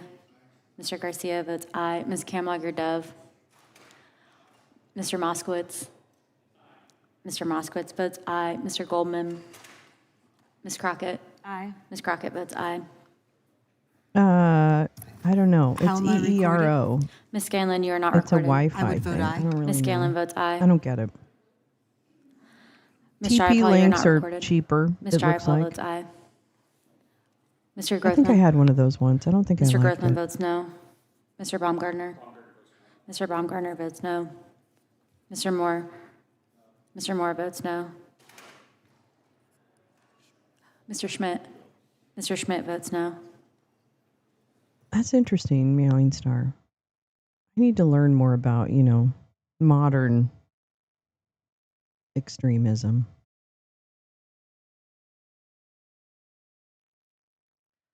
All right. Well, after this vote, I think I'm going to have to wrap because I have to go to. Oh yeah, I don't think it's the same thing. I have an appointment a little later on this morning. Let's just see what they're doing. Let's see what. Oh, I need to come back live. Well, actually, I'm going to be live on Saturday because of the UK protest that Tommy Robinson is planning. Mr. Klein? Mr. Klein votes no.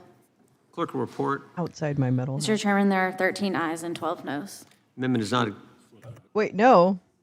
13 noes and Excuse me, 13 noes and Oh. 12 ayes. amendment is not agreed to. All right. The question now is on the adoption of the amendment in the I nature will- of the substitute. All those in favor say aye. Aye. Those opposed, no. No. In the opinion of the chair, the ayes have it, and the amendment in the nature. Okay, I'm going to stop him there. Ooh. Boy, this feels like today was a lot, doesn't it? Oh, that feels like today was a lot. But I have so many things to read to you, too. I don't have time this morning, unfortunately, but I really want to do some reading. I'll see how I feel tomorrow morning. I wish I felt better. But I'd really like to get through some of the reading, so we'll see. I'll play it by ear. I'll try and give as much notice as possible. But we do have a lot of great things that people have shared that I'd like to read about. And there's so much going on in the world that we haven't even touched on. We haven't even talked about what's happening in other parts of the world. So today feels like it was a longer session, but I don't feel like we got to nearly anything that we really wanted to. There's just too much. Too much tuna. Anyway. Thank you for spending a little bit of your morning with me. I really appreciate it. Sorry I was late again. Not sure what's going on there. Maybe set another alarm in my future. And I may not see you tomorrow morning. I'm so sorry. I'm doing the best I can right now, but I really am trying to get onto a regular schedule that people can maybe that's what it is. I jumped in right after waking up. That's true. I probably didn't give my head chance to kind of engage with what's happening in the world. Usually I have a little bit of time to look at what's happening in the world. No more alarms. So anyway, I'm sure it'll all come good. More sleep. Yeah, probably go to bed a little earlier. That might actually be a good thing. That's probably the answer. All right. Well, thank you again for coming so much. And I will see you very soon. But yes, Saturday morning I'm doing a really early session because Tommy Robinson is planning this huge event over in the UK protest. So I thought I'd go live, and perhaps that'll be a chance for us to catch up on some reading as well as watch what's happening over on the other side of the pond where Carrie is. Our beautiful Carrie. So I will see you soon. Have a wonderful Wednesday. And if I don't see you through the end of the week, have a wonderful rest of the week. Although we will be doing movies on Friday. So I don't know what your problem is if you're not coming to the movies that we have, because we watch excellent movies. I'm not sure what we're going to watch this week, but I'll gather ideas from the crowd. All right. Have a great day. I will see you soon. I love fall too.